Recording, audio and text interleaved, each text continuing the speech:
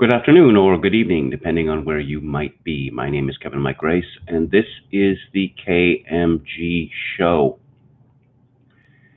So, Barack Obama, universally beloved American president, he brought hope back to America. That's my understanding. That's what I've been told again and again. And there were no scandals in his administration, none whatsoever, except that apparently once he wore a tan suit.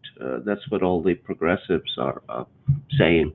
That's their big joke over the latest political news regarding Barack Obama. According to Daily Mail, Senator Lindsey Graham will not meet Donald Trump's call to summon Barack Obama for questioning about Mike Flynn's prosecution as he cites executive privilege concerns after Trump demands 50-year sentences. Graham, a fierce Trump ally, said the idea wasn't practical due to executive privilege matters after Trump fumed about a political crime and called on the South Carolina Republican to use his office to go after Obama. I am greatly concerned about the precedent that would be set by calling a former president for oversight, Graham said today.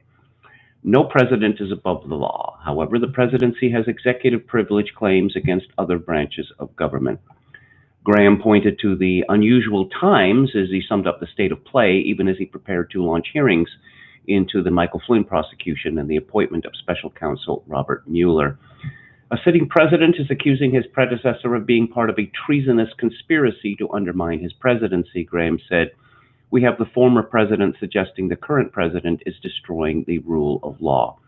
All of this is occurring during a major pandemic. Graham will probe the prosecution of Flynn, potential FISA abuses, and the appointment of special counsel Robert Mueller.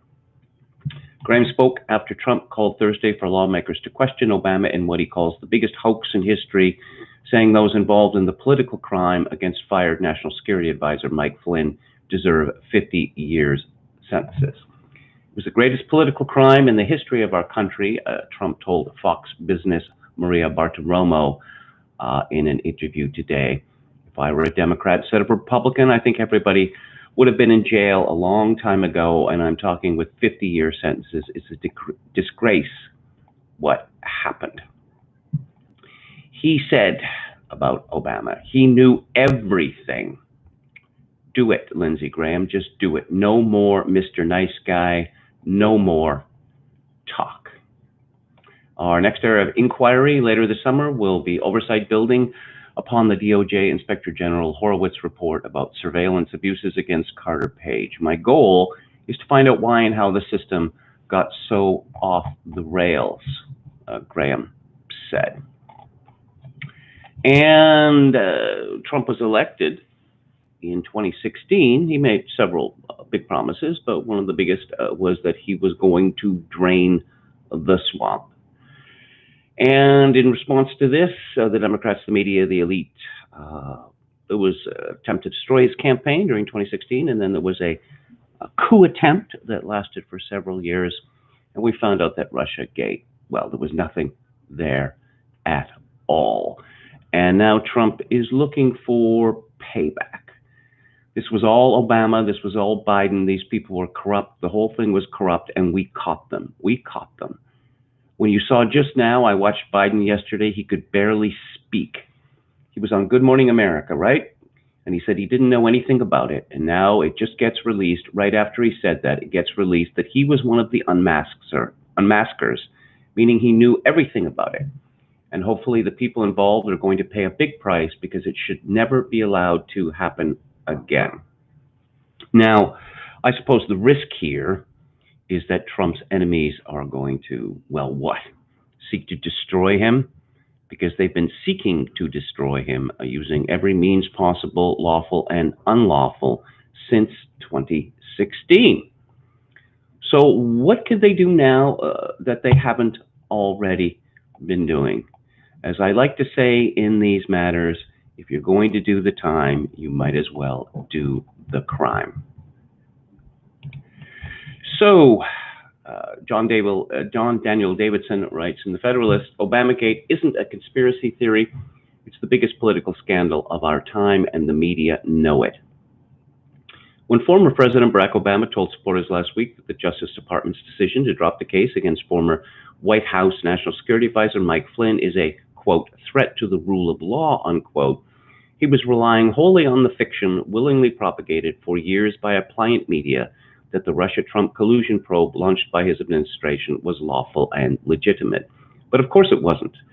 A string of recently released documents have confirmed that the entire Russia-Trump investigation, which eventually entrapped Flynn and forced then Attorney General Jeff Sessions to recuse himself, was an unprecedented abuse of power that amounted to organized effort by the Obama administration to nullify the results of the 2016 presidential election. It was, in effect, an attempted coup. If you hadn't picked that up from the news media, it's not your fault. Instead of grappling with the implications of newly released details about what Obama officials were doing to undermine the incoming Trump administration during the transition, the mainstream media have fixated on Trump's use of the term Obamagate, dismissing it as a conspiracy. This is to be expected.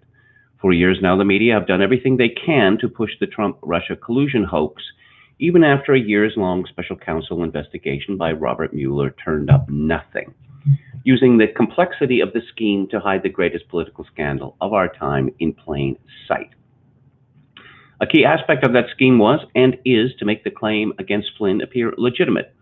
Flynn faced trumped-up charges that he misled FBI agents about conversations he had with then-Russian Ambassador Sergei Kislyak in the weeks before Trump's inauguration. As the incoming National Security Advisor, Flynn was doubtless having conversations with numerous heads of state and ambassadors during this time, so there was nothing unusual about this conversation.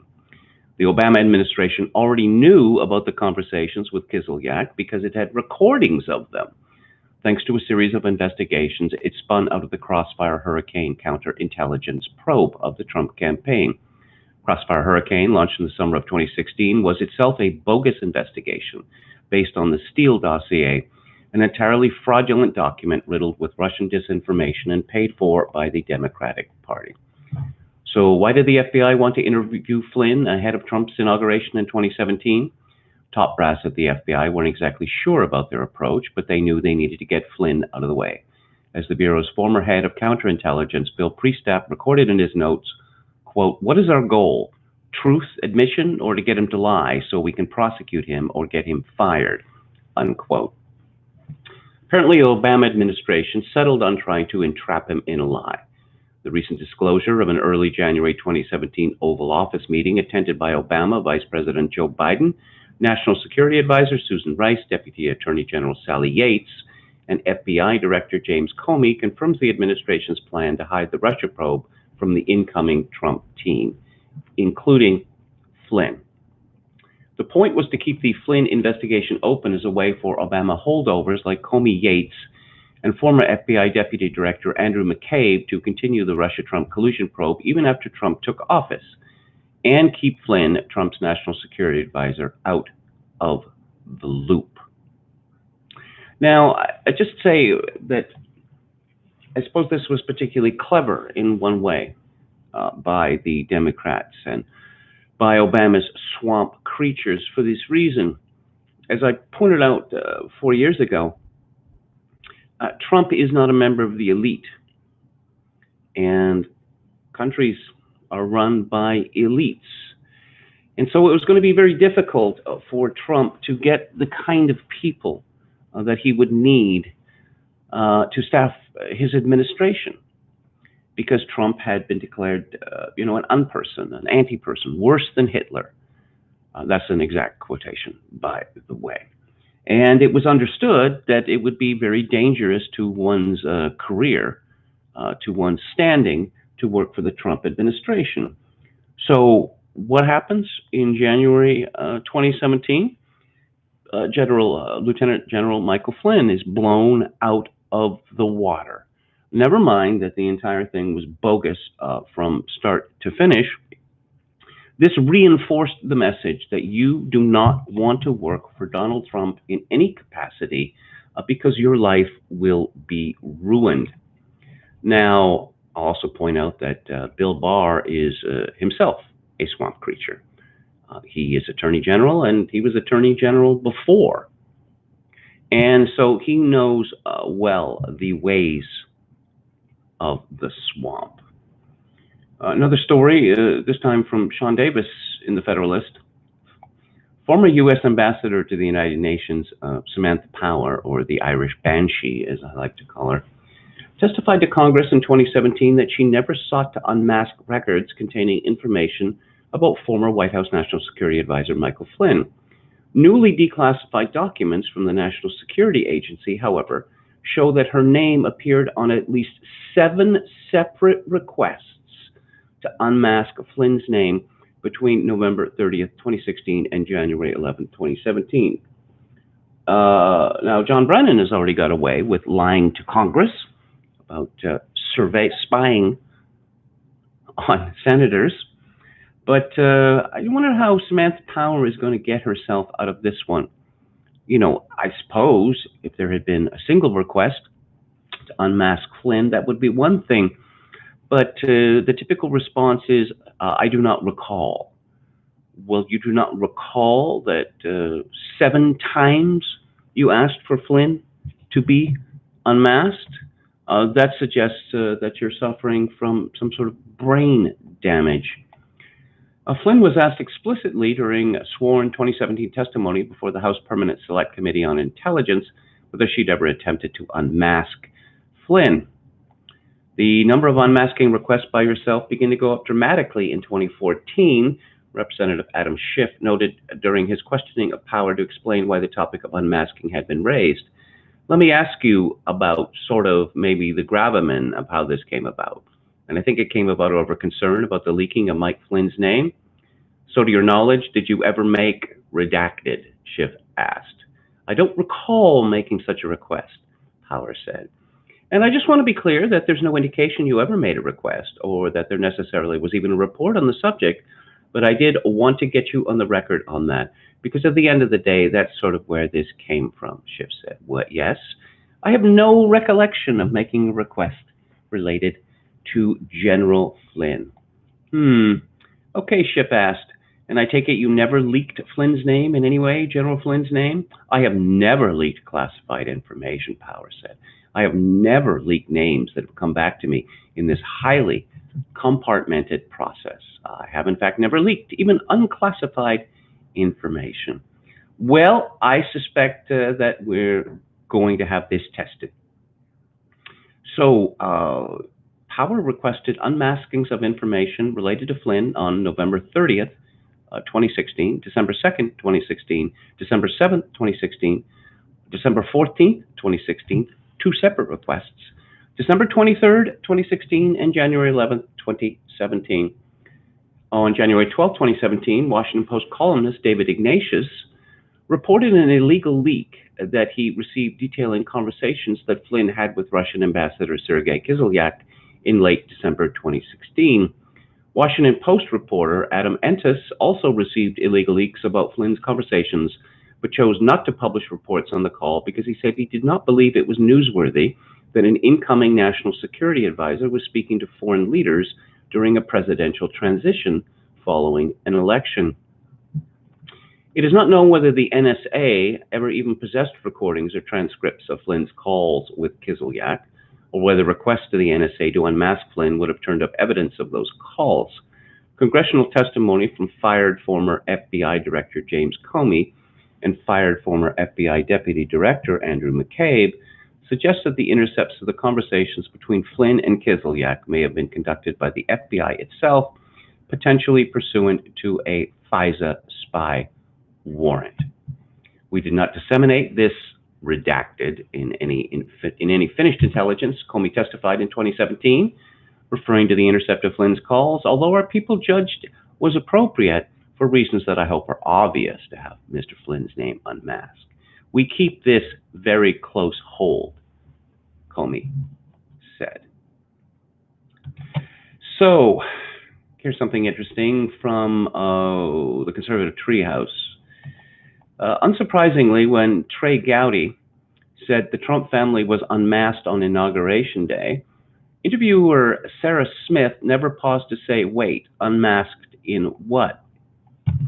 During his tenure as House Oversight Committee chair, apparently Trey Gowdy has seen intelligence reports showing the Trump family was unmasked on Inauguration Day. The logical follow-up question would be, who was generating intelligence reports on the Trump family? Alas, the dangling participle never had the opportunity to dangle. Go figure. Follow the bouncing ball. If Gowdy is correct and he has no vested interest in just making it up, then there was FBI domestic surveillance of the Trump family on Inauguration Day, which generated an intelligence report. Yet apparently, no one seems surprised by that. I digress. Yes. So this is the sort of situation one associates with, I don't know, communist regimes or banana republics. John Nolte at Breitbart is he's rather furious at Jake Tapper of CNN. He writes today that Tapper didn't just spend the last few years deliberately spreading fake news about the now debunked Russia collusion hoax.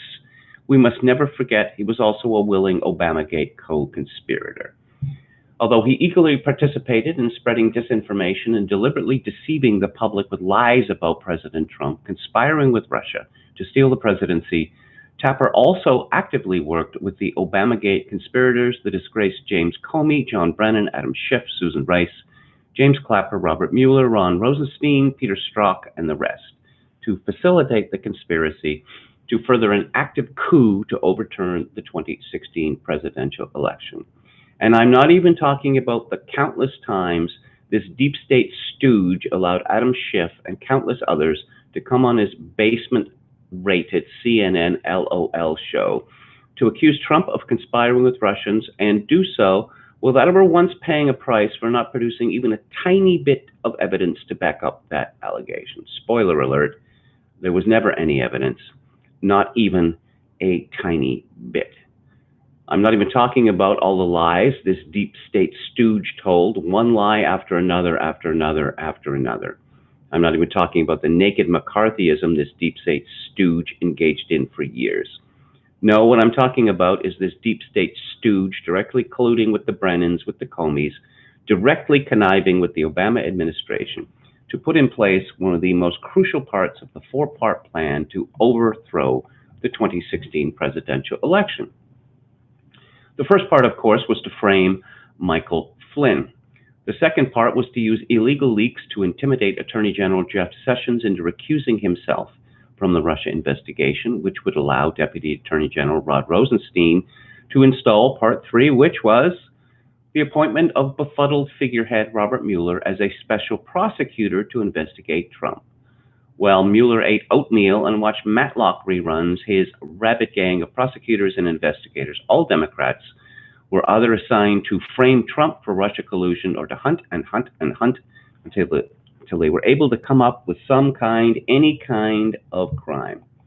But then there was this deep state stooge, Jake Tapper, and his crucial part of the conspiracy, the part that the conspirators hoped would destroy the incoming president by way of the January 10th, 2016 bombshell news and fake news that the Russians had compromising information about Trump, that there was a Russian dossier so humiliating to the soon-to-be president he could only betray his country if he wanted to avoid the kind of public embarrassment no public official could survive. You see, the fake news media had been in possession of what we call the Russia dossier for most of the previous year. And that document is a totally phony opposition research shit pile bought and paid for by the Hillary Clinton campaign. With no small amount of help from conniving, bitter, and dishonorable never-Trumpers like John McCain, this pile of lies was seeded throughout the media. But the dossier was so unreliable and so unverifiable that even our fake news media refused to report on it. I believe it was published by BuzzFeed. Not that they didn't try, but the dossier was such a garbage pile of lies that even with billions and billions of corporate dollars at their disposal, the media could not verify a single piece of it, so it never broke into the campaign news cycle. Obviously, another reason it was never reported on during the campaign was that no one believed Trump could win, so there was no reason to use it. But once Trump did win, a wave of justifiable panic hit the outgoing administration, The Obama administration knew the incoming Trump administration would quickly discover Obama had illegally spied on and wiretapped their campaign. So if Donald Trump doesn't have enough problems, apparently Howard Stern is angry with him. Oh, terrible, terrible, terrible. Howard Stern has said Trump hates his own supporters. I wonder if he's ever seen any of Trump's rallies, because if he has, then Trump must be the best actor in history. And it would be extremely patriotic for him to step down in a radio outburst. The 66-year-old shock jock riddled Trump fans during his Sirius XM show on Tuesday. And there's a picture of Howard Stern here, and I see he's still rocking that sort of kind of beard, the kind of look that Hunter S. Thompson once described as standard wino trim. Stern ranted, one thing Donald loves is celebrities. He loves the famous. He loves it. He loves to be in the mix. Trump even attended the 2008 wedding of Stern and model Beth Ostrowski. Laying it to Trump voters, Stern said the oddity in all of this is the people Trump despises most love him the most. The people who are voting for Trump, for the most part, he wouldn't even let them in a fucking hotel. He'd be disgusted by them. Go to Mar-a-Lago, see if there's any people who look like you. I'm talking to you in the audience. I don't hate Donald. I hate you for voting for him for not having intelligence. And then he went on to say that he didn't want Trump supporters to listen to his radio show any longer.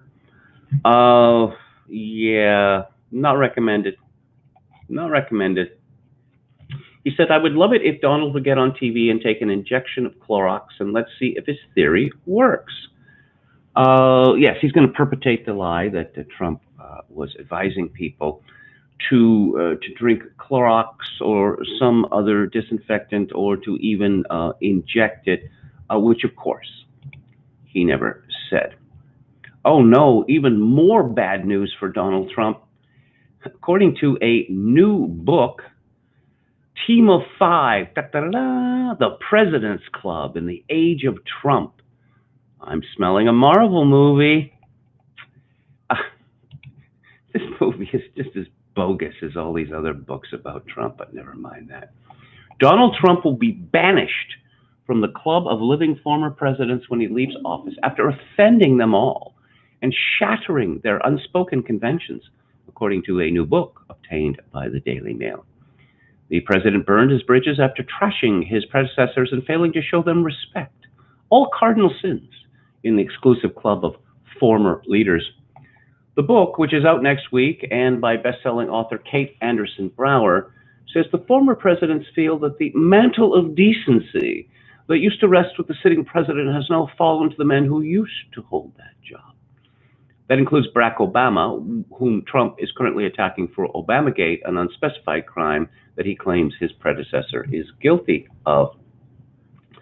Brower writes that with the rise of Trump, the President's Club has been put in an impossible position. Don't respond to his insults and let him run the conversation, or speak up and break the President's Club rules. Yes, what the first rule of President's Club is that you don't talk about President's Club. And there's a picture of them here. Let's see, George H.W. Bush, Barack Obama, George W. Bush, Bill Clinton, and Jimmy Carter. The unofficial rules included honor a shared history, don't under any circumstances criticize the incumbent, respect the office and one another, don't be too proud to ask for help, come together for celebrations, unite in tragedy, and respect the White House. Trump threw all of that out of the window. In his inauguration address, he said the country was suffering American carnage, earning a rebuke from George W. Bush, who said it was weird shit. You know, years ago, I came up with what I think is a pretty good hypothesis that Trump has a lot of problems with his own Republican Party because he's breaking the rules of what I call the government party. If you look at, say, the Democrats and the Republicans in the United States, or alternately the Liberals and Conservatives in Canada, or Labour and the Conservative Party in Britain, they claim to be members of warring parties, but essentially they belong to one party, the government party.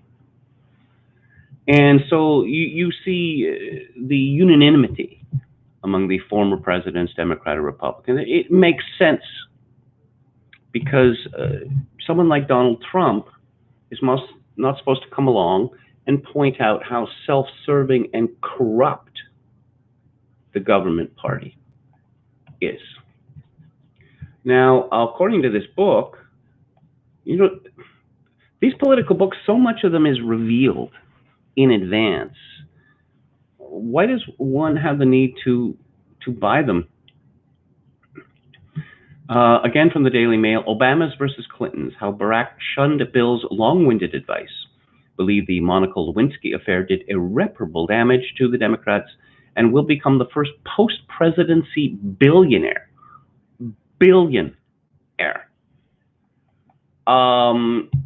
Yes, these are bribes. That's what they are. They're bribes. Barack Obama had the opportunity. No one could have stopped him.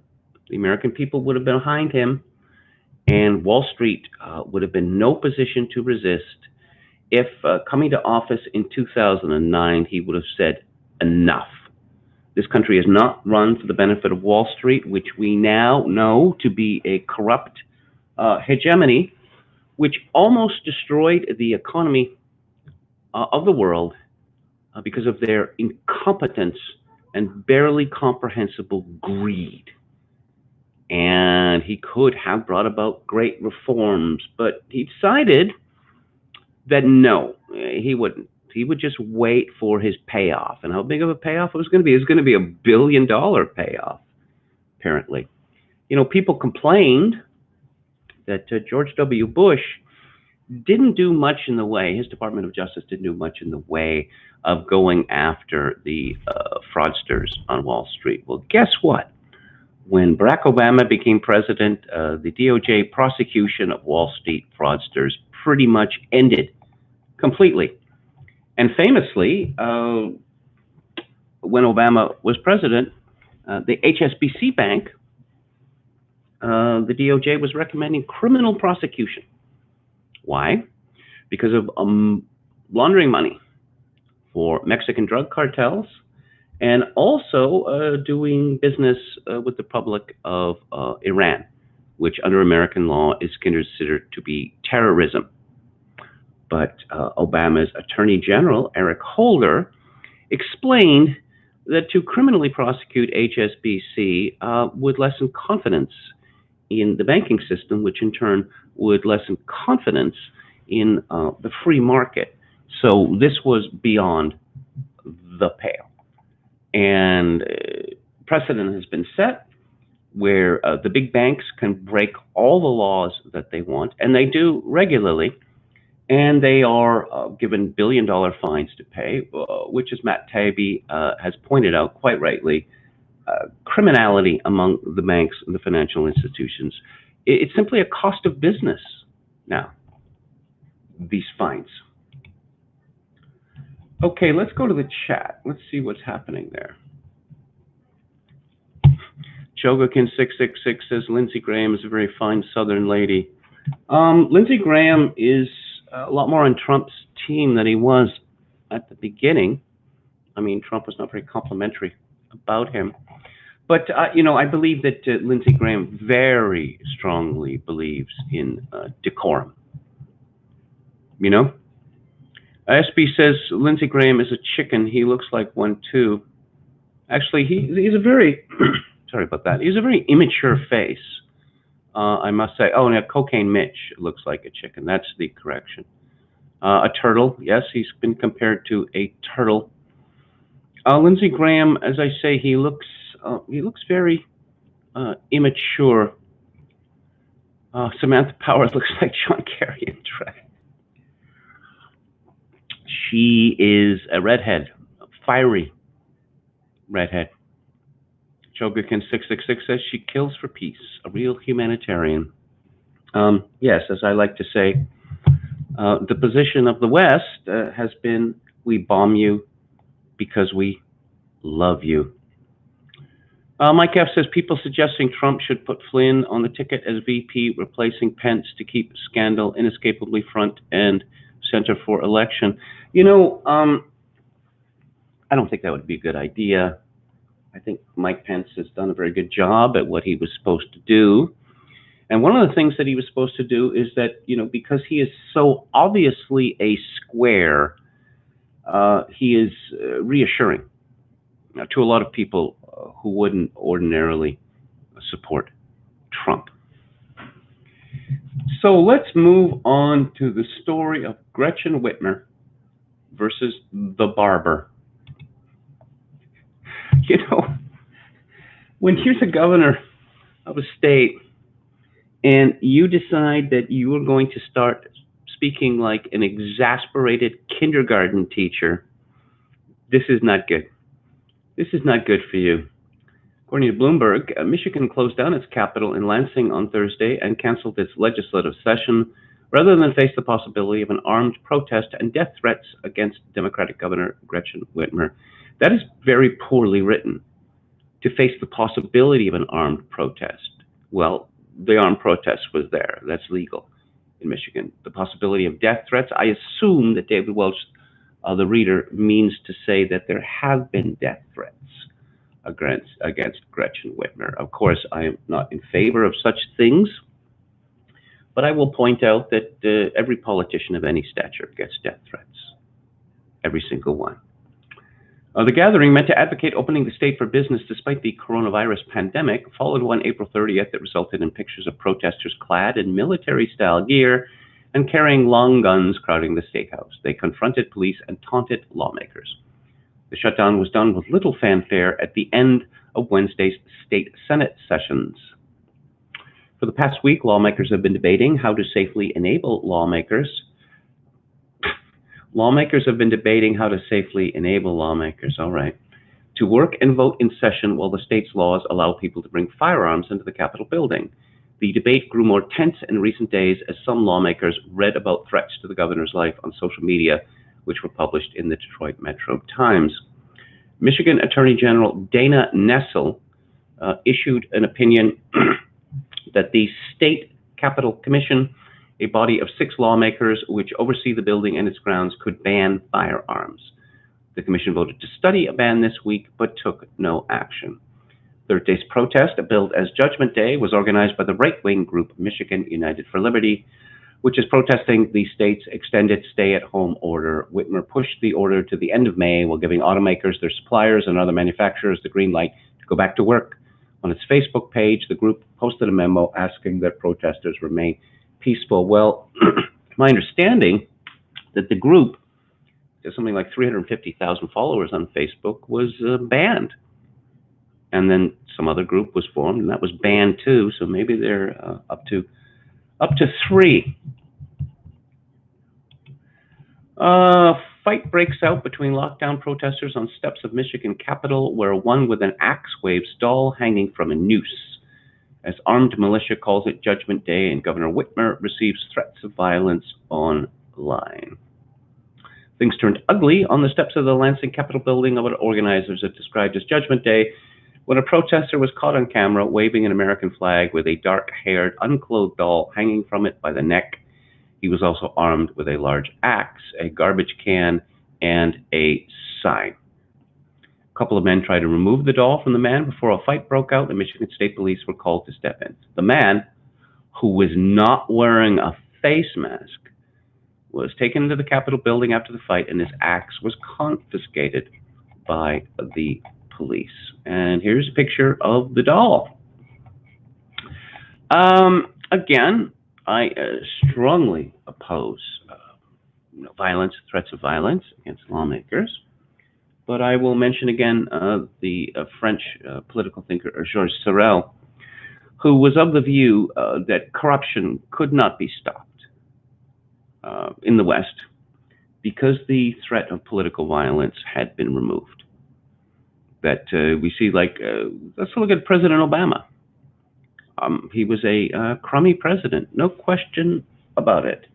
And any decisions as to the economy and its reconfiguration after 2008, they just get kicked down the road because it was simply his job to stay in office until January 2017 and avoid a catastrophe. Now, if the catastrophe is put off for a few years, that's not his problem. And meanwhile, he's going to become a billionaire. So, Gretchen Whitmer targets 77-year-old Barber's livelihood, strips operating license without a hearing. Carl Mankey, a 77-year-old from Owasso, reopened his shop after he was turned down for unemployment. Amid the legal threats from Whitmer's administration, he recently responded, "What are they going to give me? Life? I've got one foot in the grave and the other on a banana peel. I could care less. As long as I have two hands and I'm capable of cutting hair, that's my occupation. That's what I do. That's what I'm going to continue to do." Mankey addressed supporters outside his shop on Monday. "I've gone 6 weeks without a paycheck, with no money coming in. I've been in this business 59 years. I'm 77. I've always worked. I've never looked for handouts. I don't even know what they are. I had somebody call me and say, 'Why don't you get on food stamps?' I don't want to get on food stamps. I want to work. I came into this last Monday alone, thinking I'm going to swing in the wind alone. I cannot believe the support that I've got." "You are not alone," people in the audience responded to him. "It's overwhelming," he added, getting choked up. Another day, Mankey made it clear he was going to defy Whitmer's orders. He told a radio host, Steve Gruber, that he will only leave his shop if they drag me out into the street or Jesus comes. Mankey's levity is a striking contrast to Whitmer's attempts to appear tough. When asked specifically about Mankey defying her edicts, Whitmer responded, quote, "I expect people to follow the law. These executive orders are not a suggestion. They're not optional. They're not helpful hints."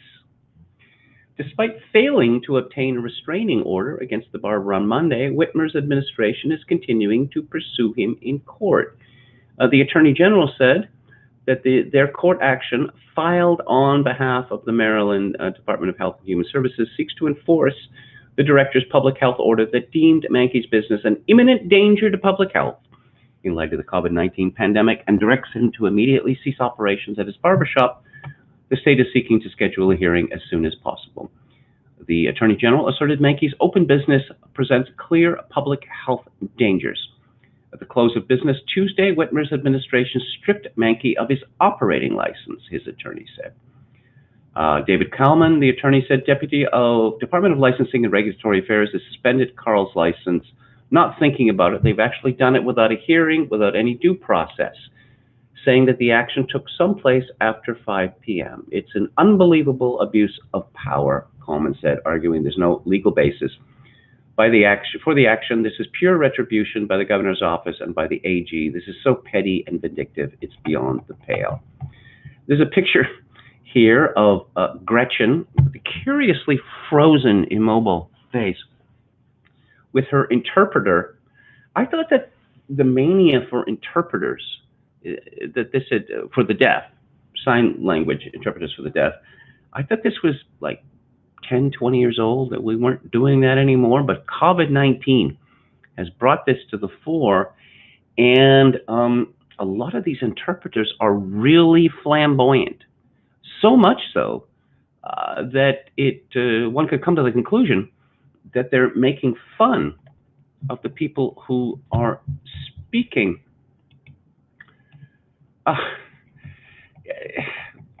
Gretchen, and I'm not going to make fun of her Christian name, I'm holding that in reserve.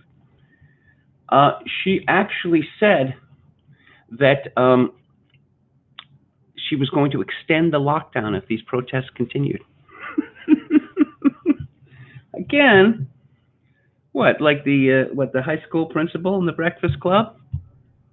"Oh, yeah, Winger. You want another week? I can give you another week." "Oh, yeah, you want another week?"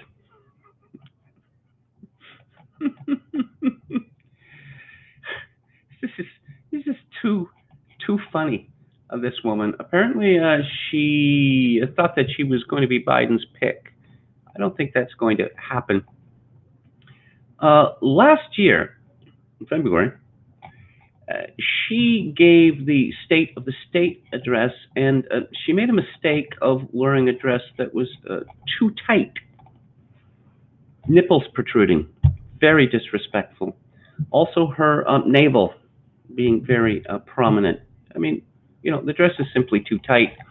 Apparently, this was discussed by the media, and she was outraged. Michigan Governor Gretchen Whitmer is hitting back at the critics who picked apart her body and appearance instead of focusing on her State of the State address.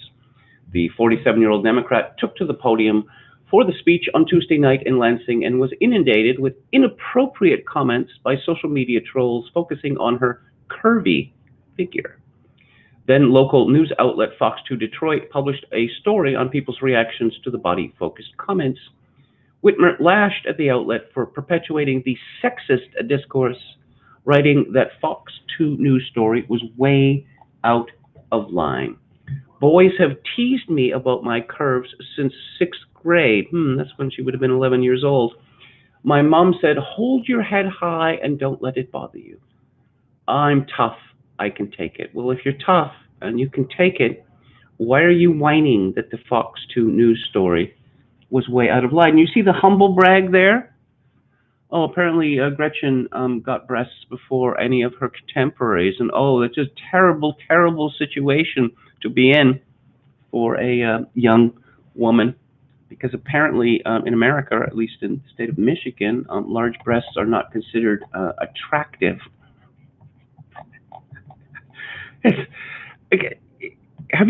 Everyone has followed the Donald Trump story, that he's the orange man bad. He's Cheeto Hitler. The constant comments on his hair, the constant comments on his face and its color, the constant comments on his weight, CNN going on in exhaustive detail a year or two ago about his genitals. And this woman has the nerve to complain that she's being judged by her looks. Everyone is judged by their looks. I'm sorry, there's no getting around it. Here's another governor, a saner one. Florida Governor Ron DeSantis tore into other governors who have ordered draconian lockdowns during the coronavirus pandemic on Thursday as he took further steps to reopen his own state. You're not a dictator, you don't have unlimited authority, and people do have rights, he said in an interview on Fox. He made the comments after being asked if he thinks some of the governors that are just doing a one-size-fits-all for the entire state are being too strict and going too far. He responded, quote, I don't think any governor has the authority to restrict anyone unless there's a direct relationship to combating this virus.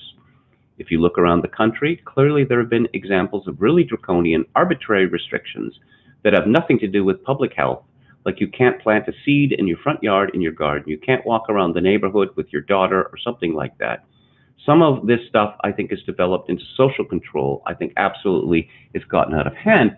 And speaking of really draconian, arbitrary restrictions, now you can confirm this independently, I'm not making this up, it sounds ridiculous, that Gretchen Whitmer ruled that seeds could not be sold in Michigan stores. Now, the seeds are in stores, which are allowed to be open, but the stores were required to put, tape around them and a sign saying, you're not allowed to buy seeds, because seeds aren't essential. And there's a Daily Mail map here of the, let's see, Washington and Oregon are not reopening. Oregon has one of the lowest rates of COVID-19 in the United States. New York and New Jersey are not opening. Massachusetts is not opening. Connecticut is not opening. And the rest of the United States is reopening. I don't know, the Governor Death there, Cuomo, seems to be determined to drive his state into the ground in order to own Trump. Oh, sick burn. Florida has recorded more than 43,000 coronavirus cases and 1,875 deaths to date. Nationwide, 1,444,022 infections and 86,228 deaths have been confirmed. That is not, in fact, true. The use of this word confirmed, because many of the deaths attributed to COVID-19 are in cases where no test, not even any symptoms, but they're working their best to bring those numbers up. Now, they got a ways to go before they reach Professor Neil Ferguson's apocalyptic prediction of 2.2 million deaths. And I think they're running out of time. Oh, we've got another whistleblower, and I guess we can name him. You remember that other whistleblower, the one I called Bagpipe? Yes, I was on a live stream where I mentioned his name, and I got told off because the live stream was immediately yanked. But Dr. Rick Bright, the Health and Human Services whistleblower, told lawmakers the exact movement that he knew the U.S. response to the coronavirus pandemic was doomed. Doomed! During his testimony Thursday before the House Energy and Commerce Subcommittee on Health, Bright recalled the conversation he had with Mike Bowen, a Texas-based surgical mask maker. Quote, "Congressman, I'll never forget the emails I received from Mike Bowen indicating that our mask supplier, N95 respirator supplier, was completely decimated." Actually, decimated means to reduce by 1/10. I suppose it's pedantic for me to point that out, but decimated used to be a perfectly good word that doesn't mean anything anymore. And he said, "We're in deep shit. The world is, and we need to act." And I pushed that forward to the highest levels I could in HSS and got no response. From that moment, I knew we were going to have a crisis for our healthcare workers because we are not taking action. We're already behind the ball. That was our last opportunity to turn on that production to save the lives of our healthcare workers, and we didn't act.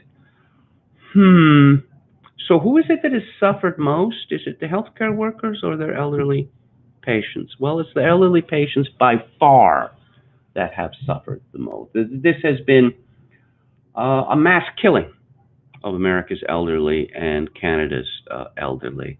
And I don't want to suggest that this was in any way planned, but it's remarkable that the response to what has happened in Pennsylvania, in New Jersey, in New York, and elsewhere, where infected people were ordered into long-term care homes, devastating the populations. The response seems to have been, that's a shame. Go healthcare workers. Is it 7 o'clock yet so I can bang on some pots and pans? Bright arrived on Capitol Hill Thursday morning wearing gloves and a mask, testifying Capitol Hill on the heels of President Donald Trump calling him a disgruntled employee. Bright, Trump said, should no longer be working for our government. And there's a picture of him here, and he's wearing gloves, and he's got a mask on, and there's all of this Lysol sanitary wipes, and wow, he has the whole panoply of PPE in front of him. I don't know. I would guess that, he'd be in his late 40s. He looks quite fit. I don't really think that he's much at risk for COVID-19, but we can't be too careful. And if it saves just one life, etc., etc.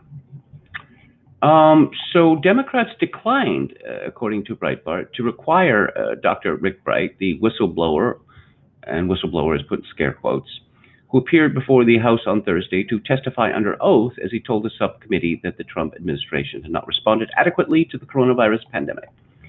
Bright, the former director of the Biomedical Advanced Research and Development Authority, was reassigned last month to a position at the National Institutes of Health. He claimed he was a victim of retaliation for his opposition to President Donald Trump's support for the use of, and I always find this hard to pronounce, hydroxychloroquine, azithromycin, and zinc to treat coronavirus patients. However, plans to remove Bright were reportedly in the works before the coronavirus pandemic, as he was accused of incompetence and insubordination. Politico also reported that Bright had written in support of hydroxychloroquine.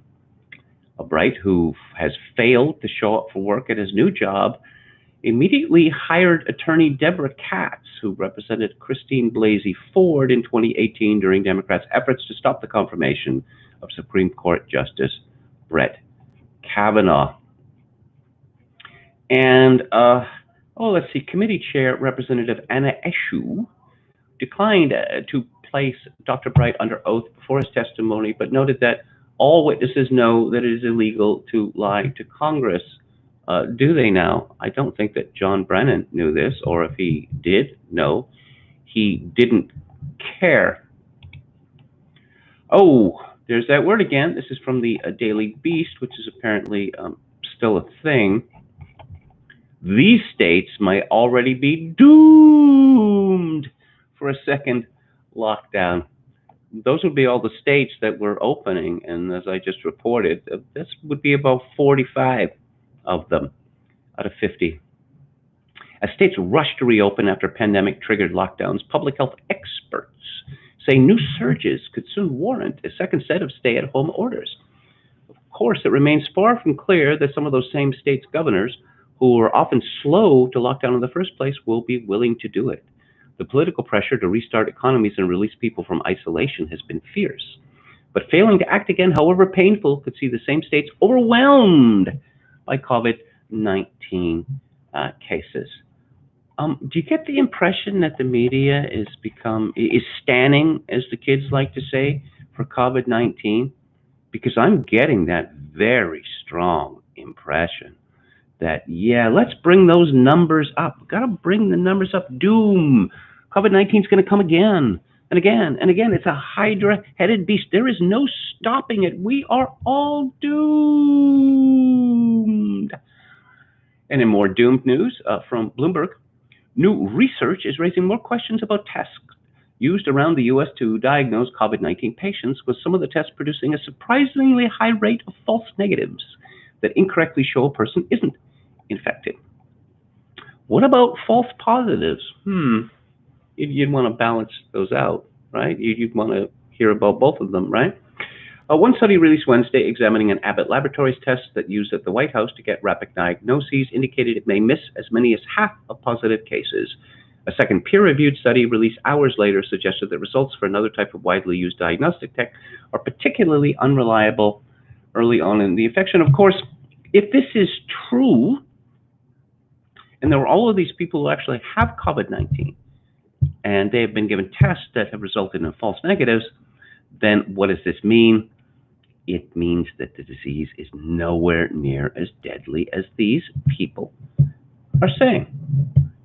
Abbott immediately disputed the results, which came from researchers at New York University, and said that they didn't use the test as intended. The company said its data showed a false negative rate of 0.02%.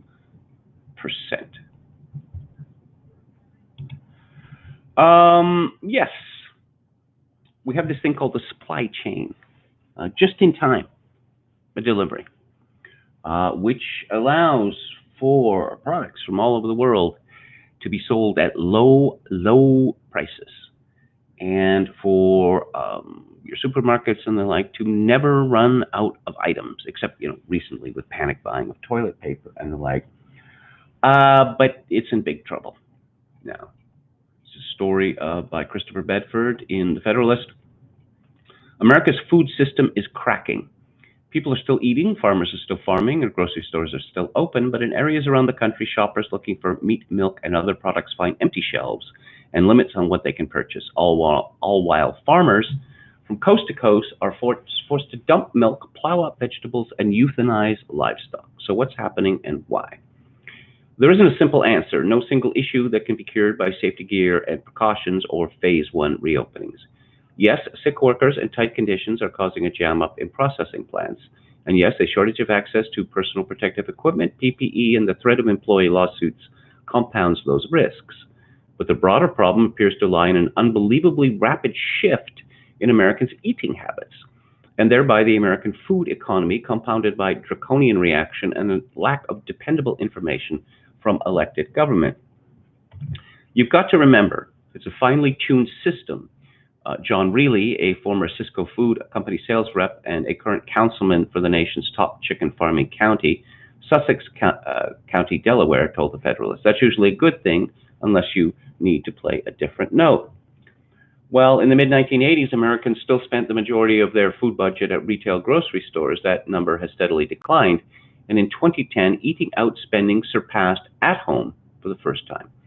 At the opening of 2020, Reilly estimates only 40% of what farmers produced may have gone into retail.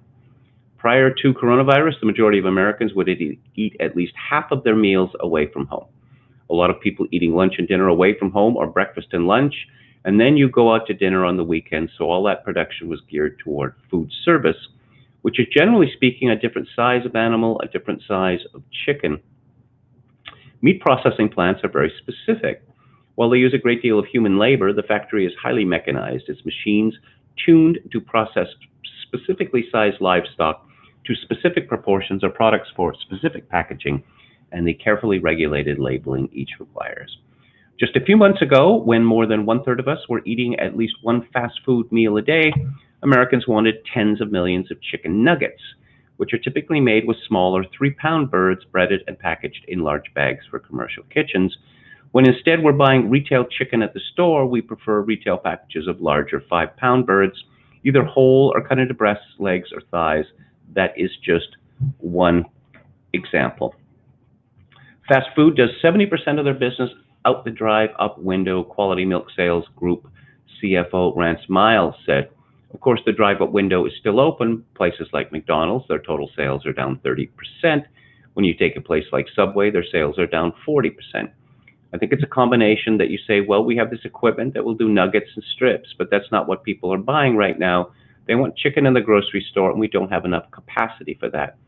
We have plenty of poultry, we just don't have enough capacity, and then maybe some of that capacity we do have is shut down because of COVID cases. Chickens and hogs grow bigger every day. Dairy cows need to be milked twice daily, and some dairies milk them 3 times a day. That means every day that there's a serious backup, and every day that there's chaos in consumer demand, we consumers face shortages, but it's the farmers who have to make the hard calls. This is what they call scale, and scale is fragile. It is exceedingly fragile. I dearly hope that one of the lessons, if we learn any lessons from this COVID-19 disaster, is there needs to be redundancy deliberately built back in to our systems. Because, well, I suppose it's a good thing that, the lockdowns are ending in the United States. If they had gone on for much longer, the United States may have, and Canada as well, may have been in a situation where we start running out of food. Masks. I got into it a bit today on Twitter about masks. Once again, you want to wear a mask? Fine. I don't have any strong opinions about masks. And I linked to 2 reports on masks from clinicians, professors of medicine in the United States and clinicians in South Korea, stating that there was no proof of the efficacy of people in non-medical or non-caretaker jobs wearing masks, particularly outside. And then I was accused of being a shill for the insurance companies, which was an odd response. It wasn't actuaries who wrote this at all, not a bit of it. But it's it's virtuous. Apparently it's virtuous to wear masks. That this is it's like, I don't know, like a Catholic on Ash Wednesday having ash on the forehead. It is it's a symbol of virtue, a public symbol. Heather McDonald writes from the Manhattan Institute. President Trump invited World War II veterans to Washington to commemorate the Allied victory in Europe last week, and the media and public health establishments threw a fit.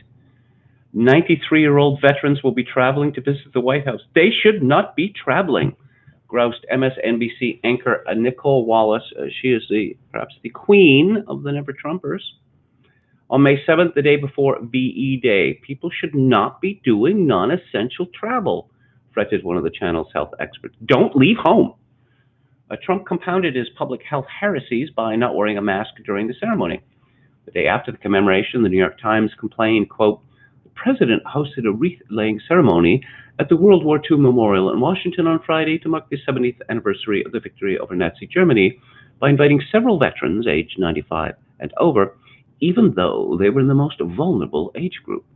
The photo of the ceremony in the print edition was captioned, quote, "President Trump did not wear a mask Friday during the wreath-laying ceremony that was attended by World War II veterans who were in their 90s and highly vulnerable."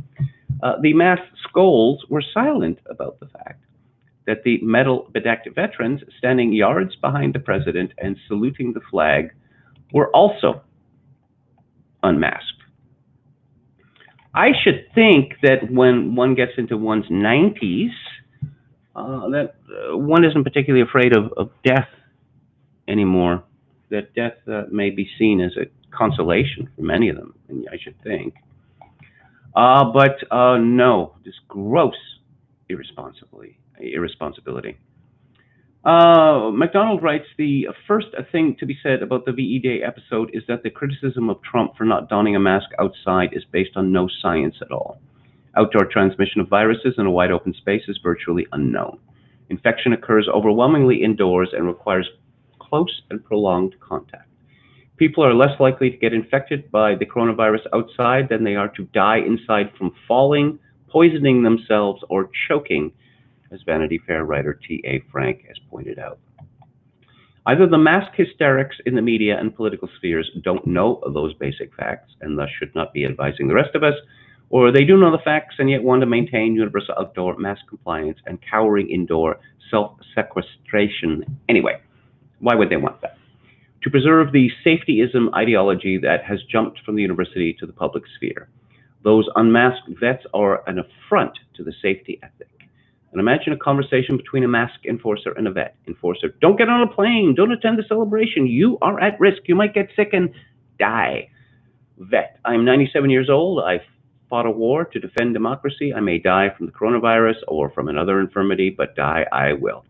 In the meantime, I can honor the sacrifices of my fellow fighters, or I can shut myself up at home. The choice is easy. The values motivating those soldiers and sailors 75 years ago and today have historically been seen as male ones: honor, duty, sacrifice, risk-taking, and involvement in the public sphere. It has not been lost on our professional elites that the current moment represents an opportunity to replace those values, already on life support, with a feminized ethos. Male politicians and media personalities are now crying in public, gloated the New York Times former gender editor turned reporter. The days when a politician cried and it was over for them, that's over, a leadership coach told the paper. Things like empathy, vulnerability, emotional connectedness, these are the things that define today's leader. In case we missed the point, Bennett concluded, in other words, the leadership traits that traditionally have been associated with women. The outdoors mask is the most potent symbol of safetyism's current grip over the American psyche, which is why the media are so obsessed with Trump's refusal to cover himself in public and why the rest of us must be broken to the discipline of the mask. Mask wearing should start at 2 years old. A self-described public health expert announced on May 11 on cable news. New York Governor Andrew Cuomo has been ramping up his mask commandments by the day. On May 3rd, when the spread of the virus in New York had long descended from its natural apex, Cuomo deployed his usual strategy of paternalistic, positive reinforcement. Quote, when we talk of New Yorkers together and how smart we are, you know how to show love? By wearing a mask. Actually, wearing a mask outdoors is how you show scientific illiteracy. The CDC's contact tracing guidelines target individuals who have been in close contact for at least 15 minutes with an infected person. A fleeting outdoor encounter on a sidewalk creates no risk of infection. Yet in Manhattan, where outdoor mask wearing is now about 95%, people press themselves against building walls if an unmasked walker is approaching on a distant vector. Others semaphore angrily with their arms to keep death away.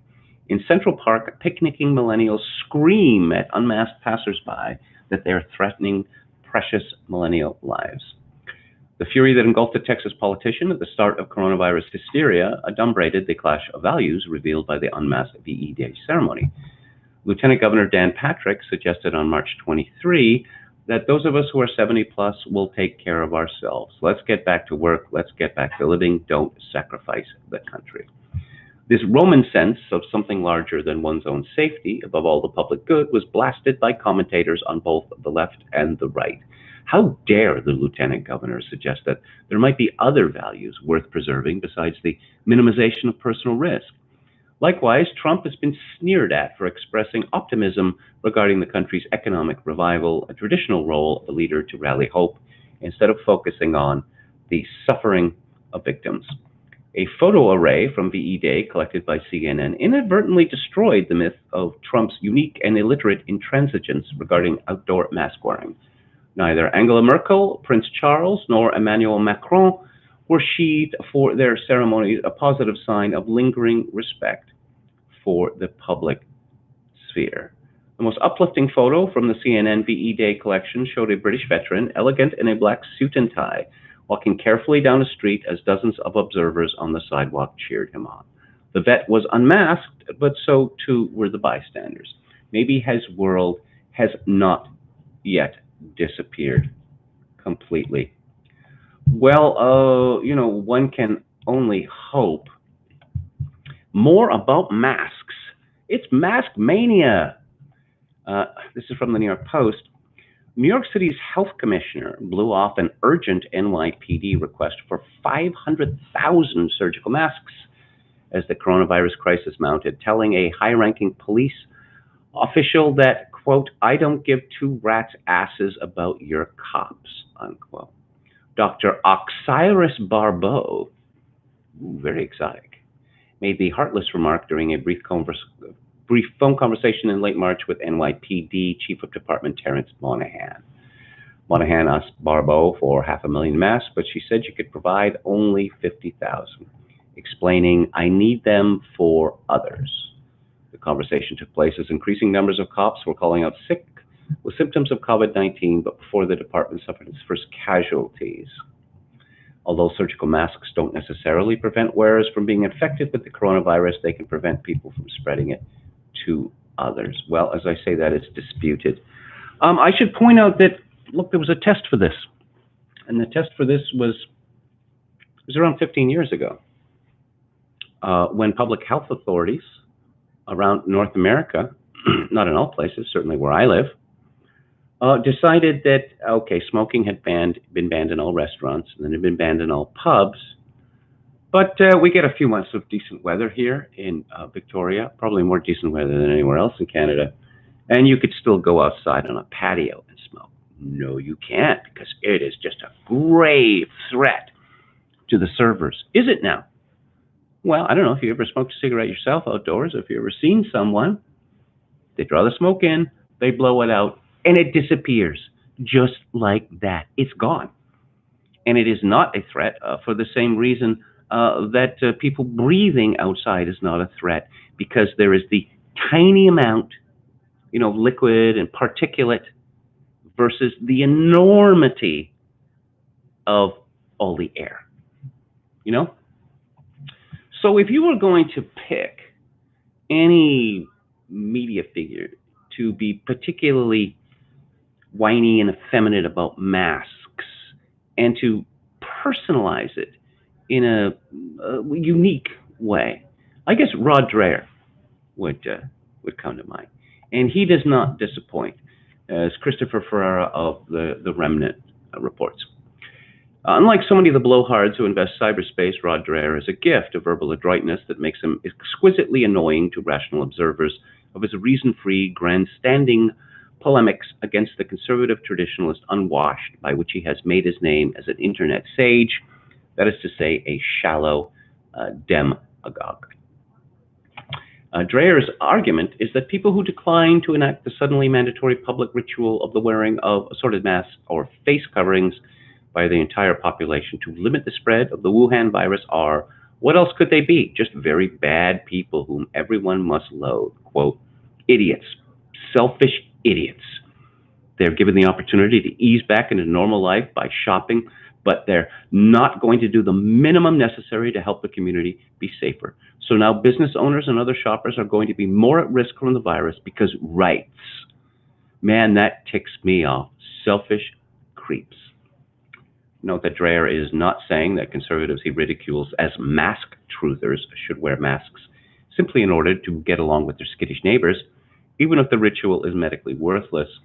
Rather, he bases his Jeremiad on a premise he makes no effort to prove, that the universal wearing of masks of some kind, whatever kind, it doesn't matter, in fact makes every community safer from the virus, so that anyone who declines to slap something or other over his face when doing business is in fact selfishly putting the community more at risk from the virus. There were reports some years ago, and there were so many of these reports, I suppose they must be true, that there was a new form of armed robbery which came about in the 1980s, where a person would be approached by a man holding a hypodermic needle, and he would say that there's AIDS. There's AIDS in here, so give me all your money or I'll stab you, right? Well, I'm rather thinking now it would be much easier today. You could just go up to people and say, give me all your money or I'll breathe on you. Let's see. Ferrara continues, in late 2019, the World Health Organization advised that masks are necessary only for those caring for someone with the virus or those who are coughing and sneezing. If you are healthy, you only need to wear a mask if you are taking care of a person with COVID-19. Wear a mask if you are coughing or sneezing. Even Anthony Fauci, the media darling who can do no wrong, said precisely the same thing on March 8th during an interview with 60 Minutes, noting that masks can give a false sense of security that could make matters worse because the masks themselves become contaminated from constant touching and fiddling, while the mania for masks could cause a shortage for the few who really need them. Fauci said, right now, there's no reason to be walking around with a mask. When you're in the middle of an outbreak, wearing a mask might make people feel a little bit better and even block a droplet, but it's not providing the perfect protection that people think that it is. And often there are unintended consequences. People keep fiddling with the mask and they keep touching their face. And he was asked, and you can get some schmutz staying inside of there? Fauci said, of course. But when you think masks, you should think of healthcare providers needing them and people who are ill. The people, when you look at the films of foreign countries and you see 85% of the people wearing masks, that's fine. I'm not against it. If you want to do it, that's fine. But it can lead to a shortage of masks. That's the point. It could lead to a shortage of masks for the people who really need them. The U.S. Surgeon General tweeted on February 29th, seriously, people, stop buying masks. They are not effective in preventing the general public from catching coronavirus. Even the Centers for Disease Control was giving the same advice until April the 3rd. As for the CDC, even Deborah Birx, aka Scarf Lady, is now reportedly complaining that there is nothing from the CDC that I can trust because it is inflating death numbers and mortality rates based on deaths merely presumed or assumed to be related to COVID-19 without confirmatory testing. According to the CDC, by the 1st of June, 3,000 people will be dying every day from COVID-19. Wrong again.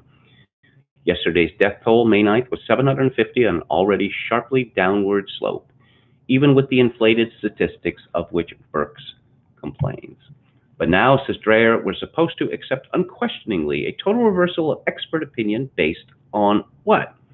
According to the Surgeon General, his sudden about-face on April 3rd was due to recent studies showing that asymptomatic people can transmit the virus to others by coughing, sneezing, or speaking. Please, that is true of every viral illness, including the common flu, although the risk of transmission from merely speaking is negligible. For that reason, public authorities have never imposed economy-destroying lockdowns to limit the spread of flu viruses, no matter how lethal, because neither contact tracing nor isolation of infected people would likely prevent an epidemic.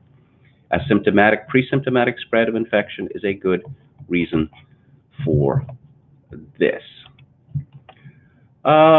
William Briggs writes today, there is no evidence lockdowns saved lives. It is indisputable they caused great harm.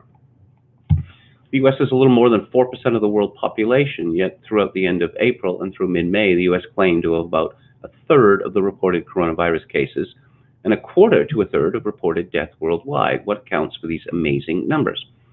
By any measure, the U.S. has a much better healthcare system than the Philippines. That country has about a third of the U.S. population. Just to pick a date, on May 12th, the Philippines reported 11,000 cases and 726 deaths, according to Worldometer. This represents 213 cases per million residents and 7 per million deaths.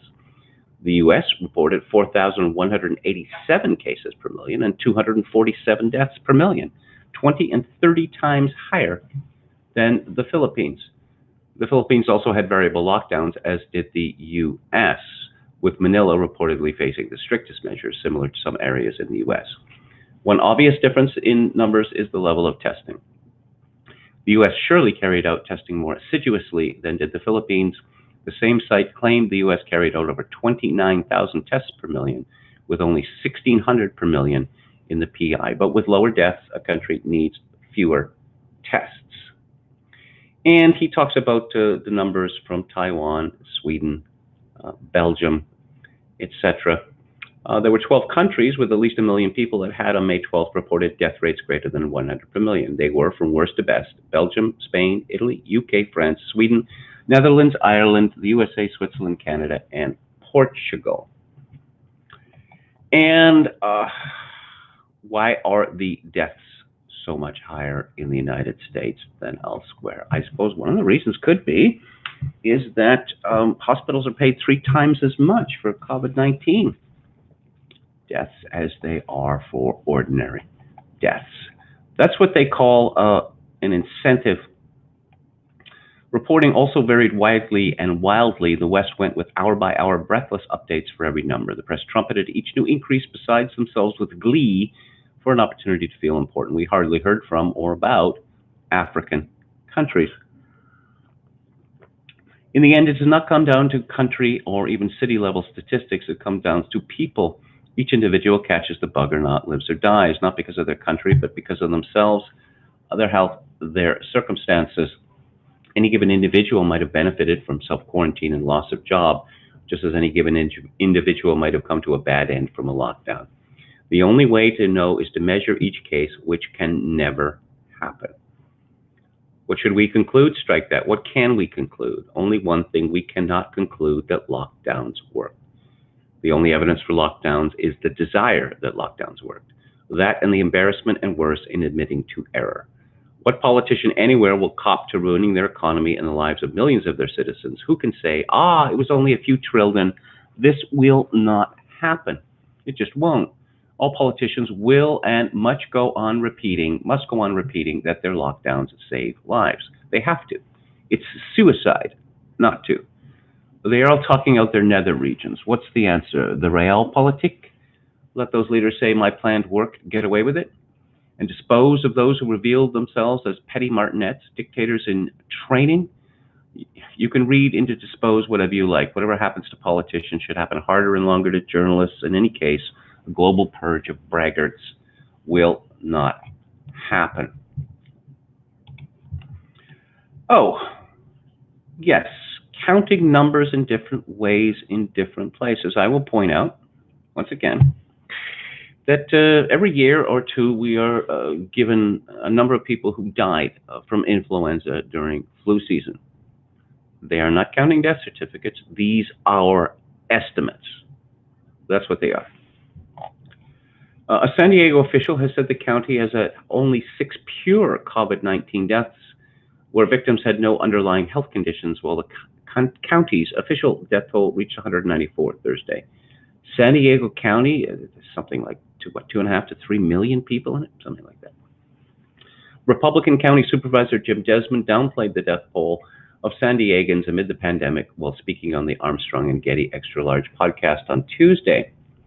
Desmond said the region had recorded only 6 pure, solely coronavirus deaths, and all other deaths should be discounted because people had other pre-existing health conditions. We've unfortunately had 6 pure, solely coronavirus deaths, 6 out of 3.3 million people. I mean, what number are we trying to get to with those odds? I mean, it's incredible. We want to be safe, and we can do it, but unfortunately, it's more about control than getting the economy going again and keeping people safe. Desmond's comments came the same day he published a video message slamming California's stay-at-home order and demanding an end to lockdown. You may have seen that, California District 26, it flipped from the Democrats to the Republicans in a special election this week. And this is at a time when California had been given up for gone, lost forever by the Republican Party. That suggests to me that despite all the polling saying that everyone is terrified, everyone wants the lockdown to last until there's a vaccine, that at least among people who vote, or at least among people who vote during a special election, most people are fed up with this. They want to go back to work. Alex Berenson tweets, the esteemed virologist cure finder, that is Dr. Joseph Fair, reports he's sick with coronavirus, the special invisible kind. Quote, he received 4 tests for COVID-19, all of which were negative, unquote. In fact, he was hospitalized for a bacterial lung infection. Bacteria, virus, what ifs. And I suppose COVID-19 is the only really serious disease today. I mean, cancer, we're not worried about cancer. Get an operation, breast cancer operation, we're just going to put that off. Cancer screening, cancer treatment, all the rest of it, we're just going to put that off because we've got COVID-19 on our plate, and that's enough. An even more droll story from Alex Berenson. More death-coding oddities from Colorado. The state is insisting as counting as a COVID death a man who died from alcohol poisoning. His blood alcohol reading was 0.55%, which is 7 times the legal driving limit and among the highest I've ever heard. I don't know how it would be possible for anyone to get a blood alcohol reading of, I don't know, 0.25 or over without vomiting out the contents of their stomach and then, just vomiting up their stomach. But this fellow managed to get it up to 0.55, but it's COVID. What killed him? Toby Young writes in Lockdown Skeptics. Boris Johnson, he's not doing well. He's not doing well at all. He was spooked. Now, he had COVID-19 himself, and he had to go to intensive care, but I will maintain that I think that a little voice whispered in his ear that his herd immunity plan was wrong, and that little voice was that of his live-in girlfriend, who's a woke millennial. Today's Guardian leads on the care home scandal, which Keir Starmer, Sir Keir Starmer is the new leader of the Labour Party, succeeded in moving to the top of the news agenda by grilling Boris about it in yesterday's Prime Minister's questions. It didn't help that Boris fluffed his response. Starmer picked up on the fact that Public Health England had advised in March that care home residents were very unlikely to become infected by COVID-19. Boris denied PHE had ever said this, only for him to be confronted with irrefutable evidence, at which point he accused Starmer of taking the quote out of context. He is clearly rattled by this attack line because yesterday the government announced a £600 million cash injection for care homes to help control infection. Yeah. I just, again, is this going to become a scandal? Because it should become a scandal that through, I don't know, incompetence or malevolence, the leaders all over the world decided that old people in long-term care homes were completely expendable, completely so. And many of these people died horrible, horrible deaths, abandoned by their caretakers, and they were kept from food and water, and beds weren't cleaned, all manner of horrible things. Let's see, it looks like we can add UNICEF to the growing ranks of lockdown skeptics. Dr. Stefan Peterson, Chief of Health at UNICEF, has given an interview to The Telegraph in which he says that indiscriminate lockdowns in low and middle income countries are an ineffective way to suppress infections and that the harm they're likely to do far outweighs any threat presented by the coronavirus. And that claim has been corroborated by a team of researchers from the Johns Hopkins School of Public Health. According to a preprint in The Lancet, More than 1 million children under 5 and 600,000 more mothers could die in the next 6 months alone as a result of disruptions to health services caused by the pandemic in low and middle income countries. Among those things caused by the pandemic, they include intentional choices made in responding to the pandemic, e.g., imprisoning entire populations in their homes. As Dr. Peterson puts it, if you're asking families to stay at home in one room in a slum without food or water, that won't limit virus transmission. We need to lift our eyes and look at the total picture of public health. In other news, the Daily Mail reveals that police have no power to enforce the 2-meter social distancing rule just as well, considering how arbitrary it is. And of course, authorities in Britain have already announced that, nah, it's not really 2 meters. It's less than that. It's like 1.5 or 1. But if we told people the truth, well, they wouldn't follow the rules. They get too close. So we deliberately made it much larger. Yes, and then they ask for a trust from us. Off Guardian, they said, I suppose that there's two groups of people, lockdown skeptics. There are people who are becoming weary of this whole business, and then there are people who are becoming angry. In Michigan, Sirocco Forte, who was the English hotelier, his father's company was, he lost control of the hotel chain. He has an opinion piece in the Daily Mail. He writes, back in 1968, 1969, the Hong Kong flu hit the world. In the UK, 80,000 people died, and the lives of 1 million were lost worldwide. I was 20 crisis and Kennedy's assassination, which were a little earlier. I have no recollection whatsoever of the pandemic, and I have no recollection of it either. The reason is that there was no serious impact on the economy or our way of life at the time, although the death toll was considerably higher than it is today in real terms, and as a percentage of the population, which was much smaller at that time, there was no intrusive government action which led to the damage to the economy we see today. This week's announcement by Chancellor Rishi Sunak that the furlough scheme will be extended to October to cost up to £8 billion is just the latest indication of the extent of that damage. Oh, yes, Paul Joseph Watson writes at Summit News, New York Times worries half of Americans will refuse to take a coronavirus vaccine. The vaccine, if it ever gets produced, since there has never been one for any coronavirus, including SARS, is likely to take 12 to 24 months, according to experts. Roos said the urgency with which the vaccine will need to be produced will allow anti-vaxxers to claim it's unsafe.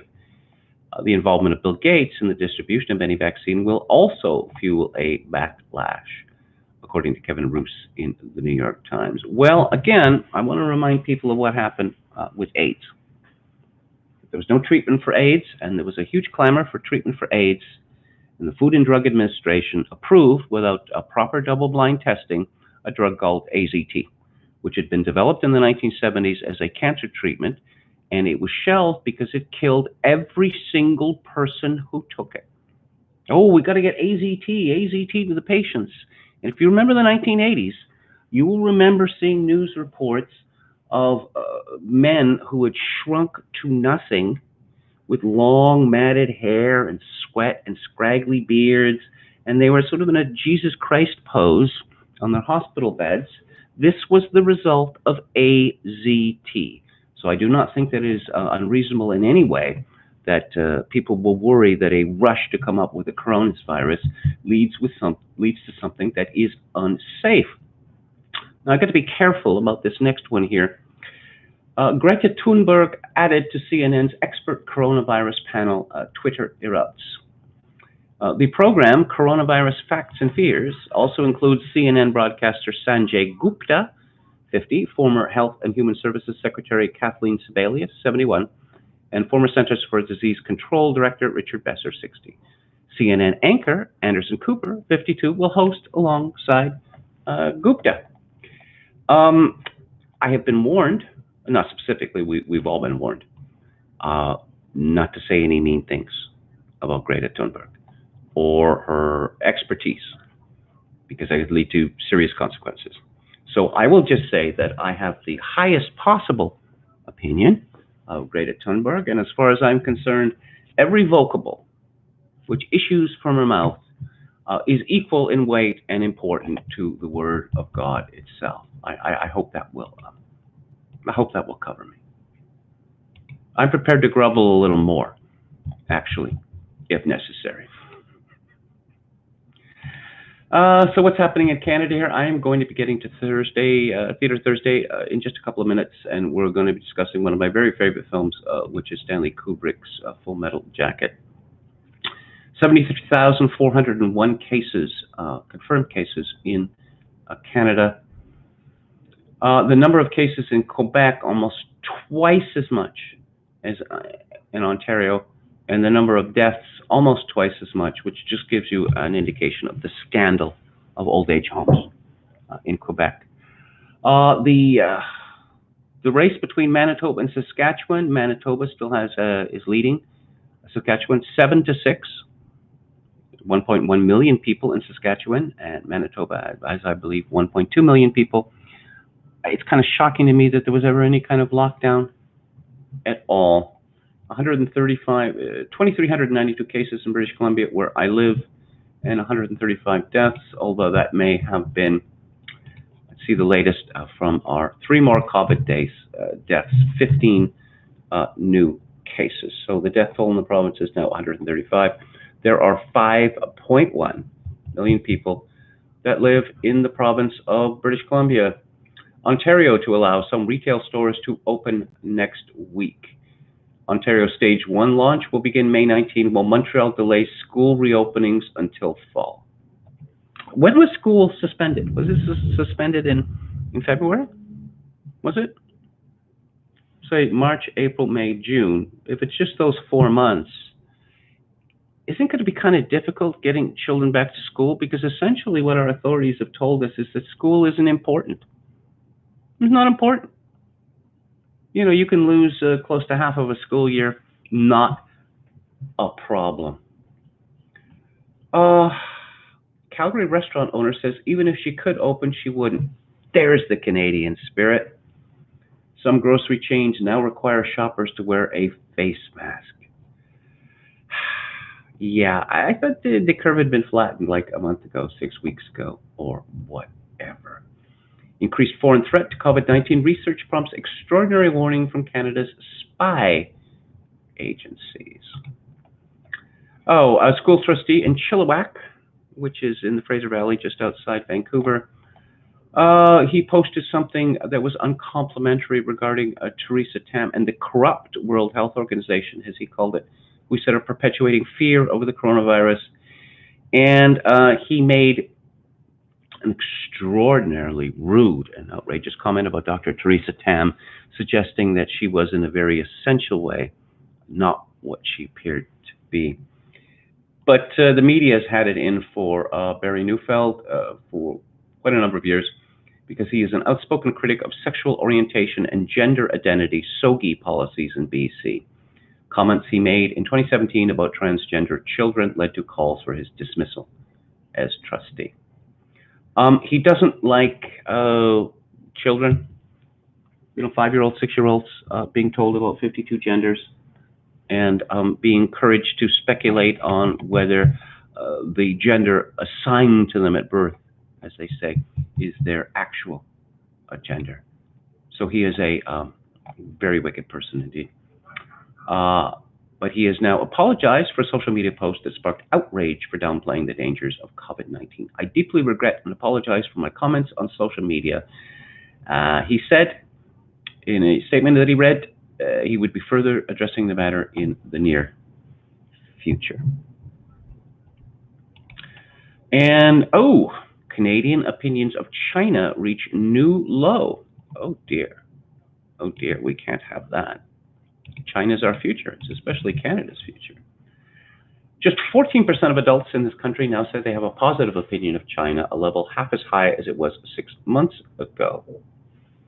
More than 4 in 5 Canadians, 85%, say the Chinese government has not been honest about what happened in its own country. Canadian opinion towards China has significantly declined since that government arrested and detained 2 Canadians in prison in a tit-for-tat reaction to Canada's arrest and subsequent release on bail of Huawei executive Meng Wanzhou. If Canadians had their way, there would be real-world consequences to perceived malfeasance on the part of the Asian power. Just 11% of Canadians say Canada should focus its trade efforts on China, down from 40% in 2015. Further, 4 in 5 say Canada should bar Huawei from taking part in the building of new 5G infrastructure in this country. Curiously, the United States favorability among Canadians has now dropped to 38%, plummeting to a 40-year record low. That would be Trump derangement syndrome. Laurie Goldstein writes in the Toronto Sun, Prime Minister Justin Trudeau may be reluctant to criticize China's dictators for the role in the global spread of COVID-19, but the Canadian public has a very different view, and he refers to the Angus Reid poll that I quoted from. With a 10% favorable rating, only Saudi Arabia has a worse reputation among Canadians than China, compared to 10 other countries with significant political and trading relationships with Canada. The UK scores highest with an 83% favorable rating. This poll indicates the Trudeau government is out of sync with the views of Canadians. Last November, for example, Defense Minister Harjit Sajjan said Canada does not consider China an adversary. In April, Health Minister Patty Hajdu, not Patricia, not Pat, but Patty, P-A-T-T-Y, said questioning China's data on its COVID-19 mortality rates submitted to the World Health Organization was perpetuating, wait for it, internet conspiracies. Justin Trudeau has a minority government. Canadians could go to the polls at any time, but of course, if the Conservatives say we're to force an election, they would be murdering people. That's what the media would tell us. And the Liberals would tell us they're murdering people. But every indication is that the Conservatives plan to run against China at the next election. And looks like a winner to me. So I'm going to take a look at the chat, and then I'm going to talk about our movie. So what's going on there? Okay. Am I still on the air?